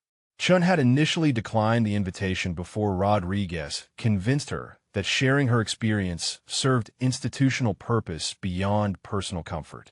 The symposium occupied Conference Center near Marine Corps Air Station Miramar. 300 attendees filling the main hall for Thursday evening's keynote address. Chun stood backstage reviewing her presentation notes. Organized outline covering the technical and tactical aspects of Ridge 7 without excessive focus on the legal controversy that had surrounded her actions. She intended to emphasize replicable principles rather than unique circumstances. The association president introduced her with brief biography emphasizing her Navy Cross, multiple combat deployments, and current assignment as operations officer with 1st Marine Division. The introduction mentioned Ridge 7 only obliquely, referencing her role in successful defense of Forward Operating Base Kestrel during emergency evacuation operations. Chun appreciated the professional framing that acknowledged the action without sensationalizing it. She began her presentation with tactical overview of the situation at FOB Kestrel. 480 Marines abandoned during evacuation, with Taliban forces approaching and rescue timeline measured in hours rather than minutes. The audience consisted entirely of experienced snipers who immediately understood the tactical geometry she described. Elevated position overlooking defensive perimeter with clear fields of fire across all approach vectors. Chun walked through her decision process at Rally Point Falcon, the calculation that led her to return toward FOB Kestrel despite explicit orders to remain in place. She presented it as risk-benefit analysis rather than heroic gesture, comparing probable outcome if she followed orders against probable outcome if she provided unauthorized support. The mathematics heavily favored unauthorized action despite legal consequences. Several attendees nodded as she described the calculation, recognizing similar mental processes they had employed during their own operations. Chun continued with technical discussion of the 5-hour engagement, shot distances ranging from 400 to 950 meters, wind conditions, and elevation corrections. Target selection prioritizing tactical effect over simple body count. She displayed photographs from the drone footage, tactical imagery showing her position on Ridge 7 and Taliban forces approaching across the valley floor. The images provided visual context for the ranges and terrain she described, helping audience understand the technical challenges involved in sustained precision fire across varying distances and environmental conditions. One photograph showed the moment when Chinook helicopters approached to deliver ammunition resupply. The aircraft under fire, while crew chief kicked supply crate from the open ramp. Chun explained the desperation of that moment. Down to 12 rounds with Taliban assault developing and no certainty that resupply would arrive before her ammunition exhausted completely. The presentation continued through the extraction phase, 8 helicopters loading 480 Marines, while she maintained overwatch preventing Taliban interference. Chun concluded with outcome statistics: 187 confirmed enemy casualties against 0 friendly killed and 11 wounded. The numbers represented complete tactical success regardless of legal complications that followed. During the question period, retired Master Sergeant Donovan asked about the court-martial proceedings and how she had prepared for potential career destruction. Chun answered honestly that she had made minimal preparation because the outcome felt inevitable. She had violated clear orders. The violations were documented with perfect evidence, and she expected dishonorable discharge as a logical consequence of her actions. Donovan pressed further, asking how she had reconciled accepting career destruction with her commitment to Marine Corps service. Chun said she hadn't reconciled them. The two values had simply conflicted, and she had prioritized immediate preservation of 480 lives over long-term career continuation. Some decisions required accepting painful consequences, and that acceptance was part of making difficult choices. Active duty Captain Morrison, no relation to the colonel from FOB Kestrel, asked about General Vance's intervention and dismissal charges. Chen explained that Vance had prioritized mission accomplishment over procedural compliance, making command decision that Chen's tactical success justified her violations. Morrison asked if Chun agreed with that assessment or if she thought she should have faced court-martial despite the outcome. Chun paused before answering, considering the question seriously rather than providing reflexive response. She said she understood both perspectives. Military discipline required consequences for disobeying orders, maintaining command structure that enabled large-scale operations. But mission accomplishment sometimes demanded actions that violated normal procedures, and punishing successful initiative created perverse incentive against effective action in crisis situations. She stated that she would have accepted court-martial as appropriate consequence of her decision to disobey orders. But she also recognized that Vance's dismissal of charges sent important institutional message about Marine Corps priorities. The general had decided that saving 480 lives mattered more than punishing violations, and Chen couldn't argue that decision was wrong even if it personally benefited her. Staff Sergeant Williams asked what advice Chun would give to snipers facing similar situations where following orders conflicted with preventing deaths. Chun repeated the framework she taught at Scout Sniper School, the conditions that might justify tactical initiative over compliance. Unique capability, insufficient authorized timeline, preventable catastrophic failure, achievable mission success through unauthorized action. She emphasized that all conditions needed to align simultaneously, rare convergence that made Ridge 7 exceptional case rather than template for routine operations. Williams asked how to know if you were making honest assessment versus rationalizing decision you wanted to make anyway. Chun said you probably couldn't know with certainty in the moment, which meant accepting legal risk as part of taking initiative. The symposium continued through the weekend with technical workshops and training demonstrations. Multiple attendees approached Chun during breaks asking detailed questions about Ridge 7, seeking specific information about shot techniques or decision processes. She answered their questions while redirecting conversation toward principles applicable beyond her specific circumstances. Saturday evening, the association hosted dinner recognizing retiring snipers and presenting awards for various achievements.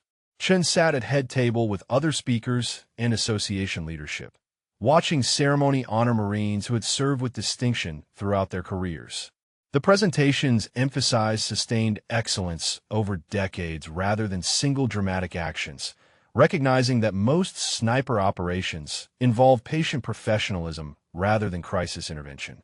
After the ceremony concluded, retired Sergeant Major Patterson approached Chun asking if they could speak privately.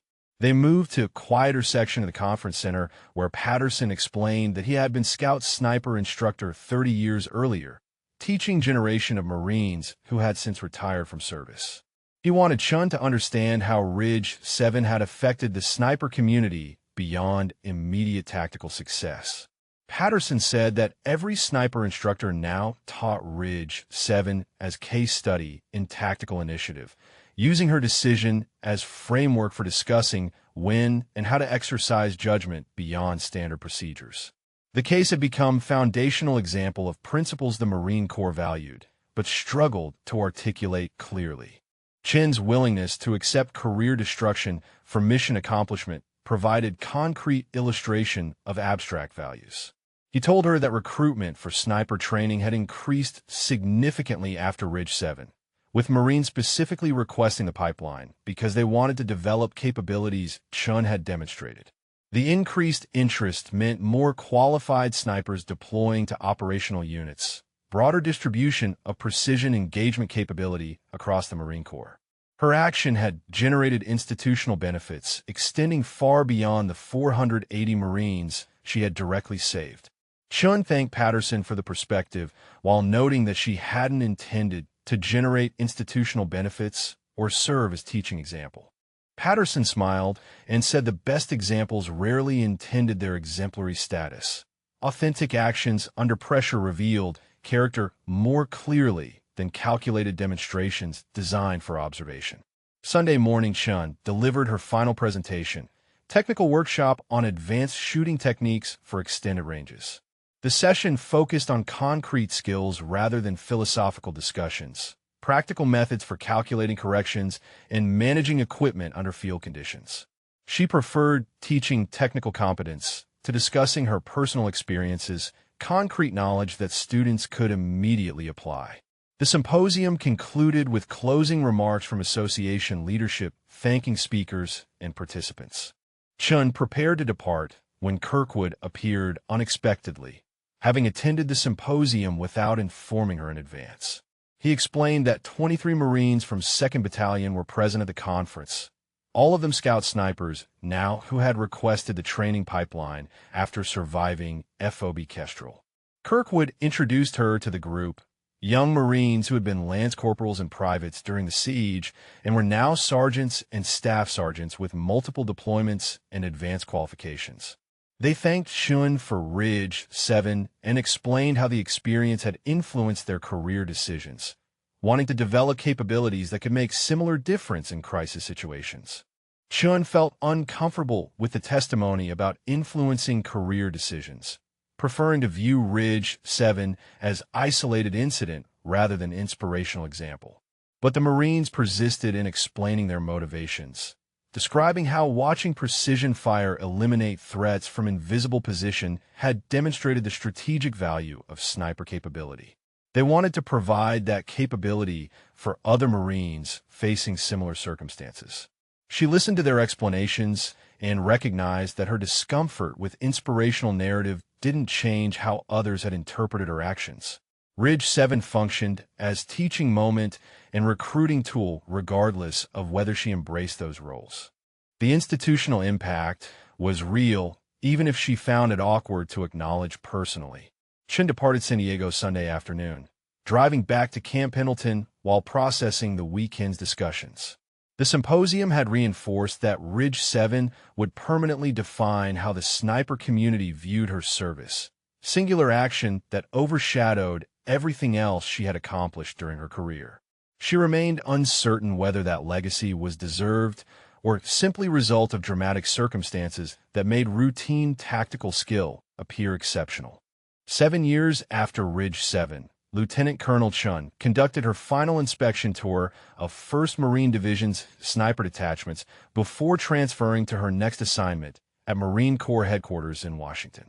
The tour took her through Camp Pendleton's training ranges where young Marines practiced the same fundamentals she had learned 15 years earlier as new Scout sniper student. She watched them calculate wind corrections and adjust for elevation, technical skills that remained constant even as equipment and doctrine evolved. The lead instructor, Staff Sergeant Kumar, former student from her time at Scout Sniper School, briefed Chun on the current class performance and training progression. Kumar mentioned that enrollment continued trending upward, sustained interest in sniper training that had begun after FOB Kestrel, and showed no signs of declining.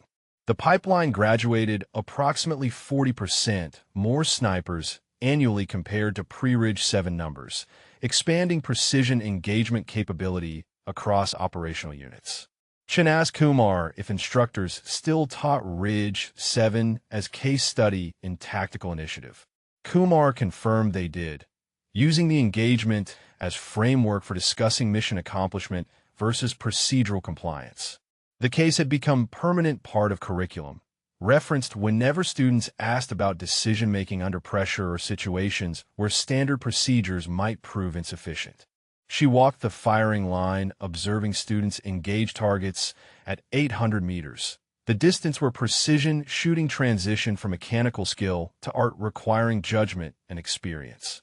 One student, Lance Corporal Davis, no relation to her former spotter, asked Chun about maintaining accuracy under stress when lives depended on shot placement. Chun told him the same thing she had told previous students, that stress degraded performance if you focused on it, so you focused on technical factors instead.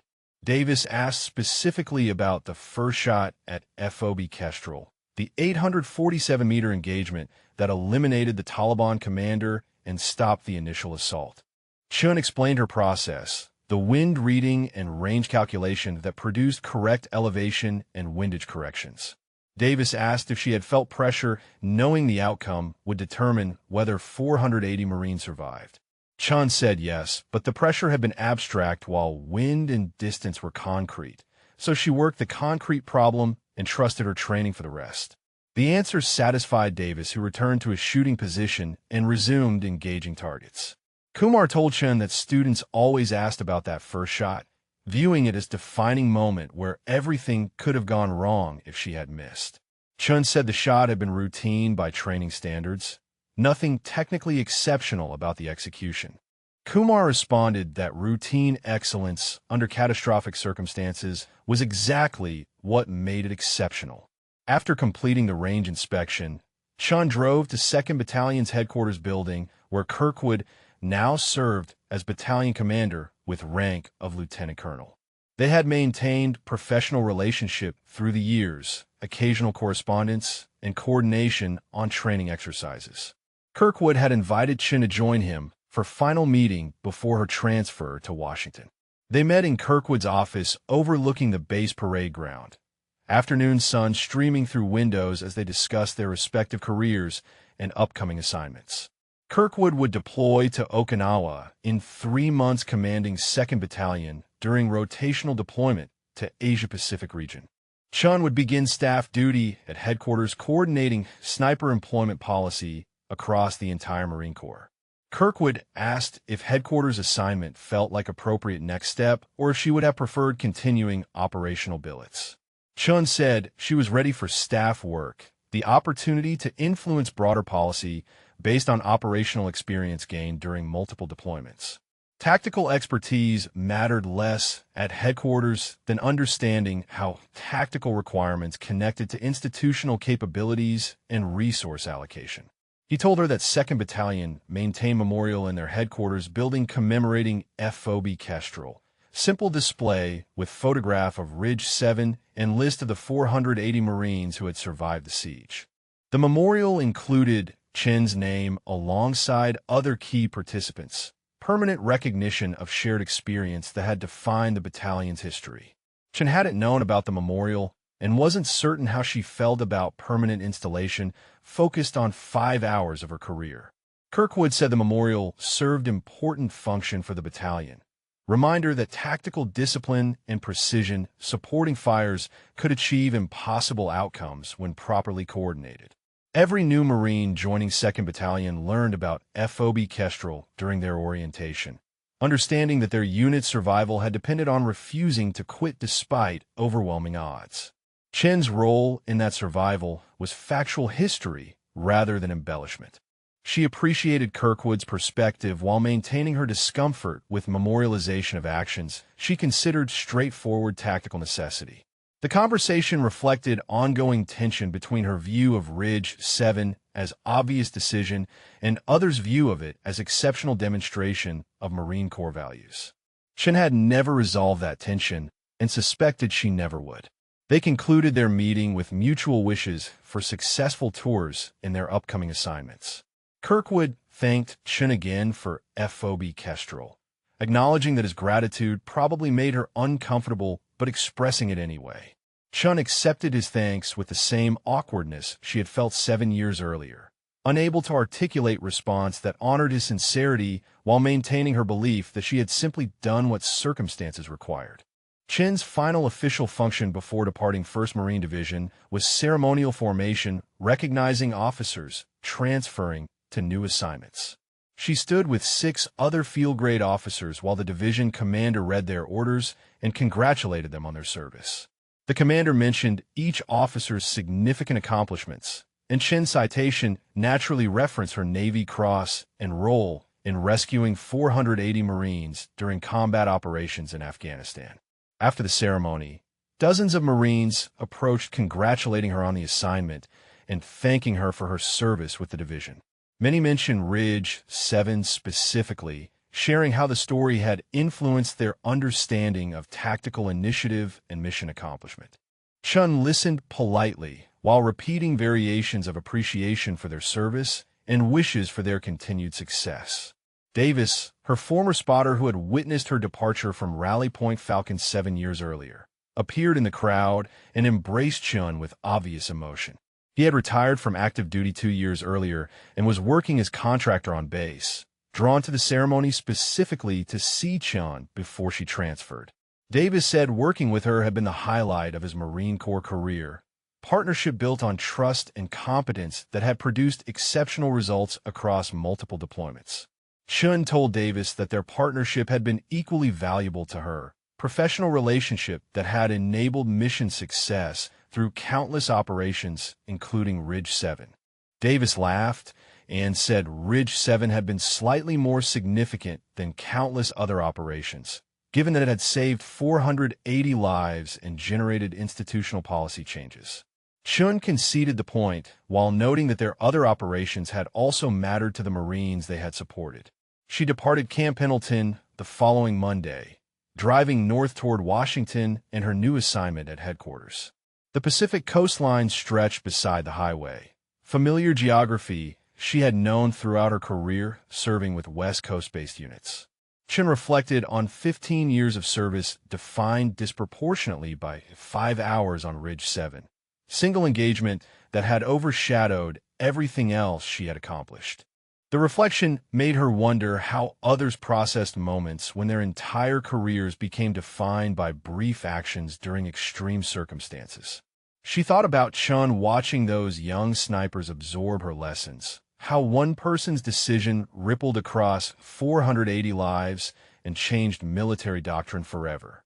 Stories like Ridge 7 made you consider those moments when someone broke rules for right reasons, when following orders would have meant abandoning people who desperately needed help.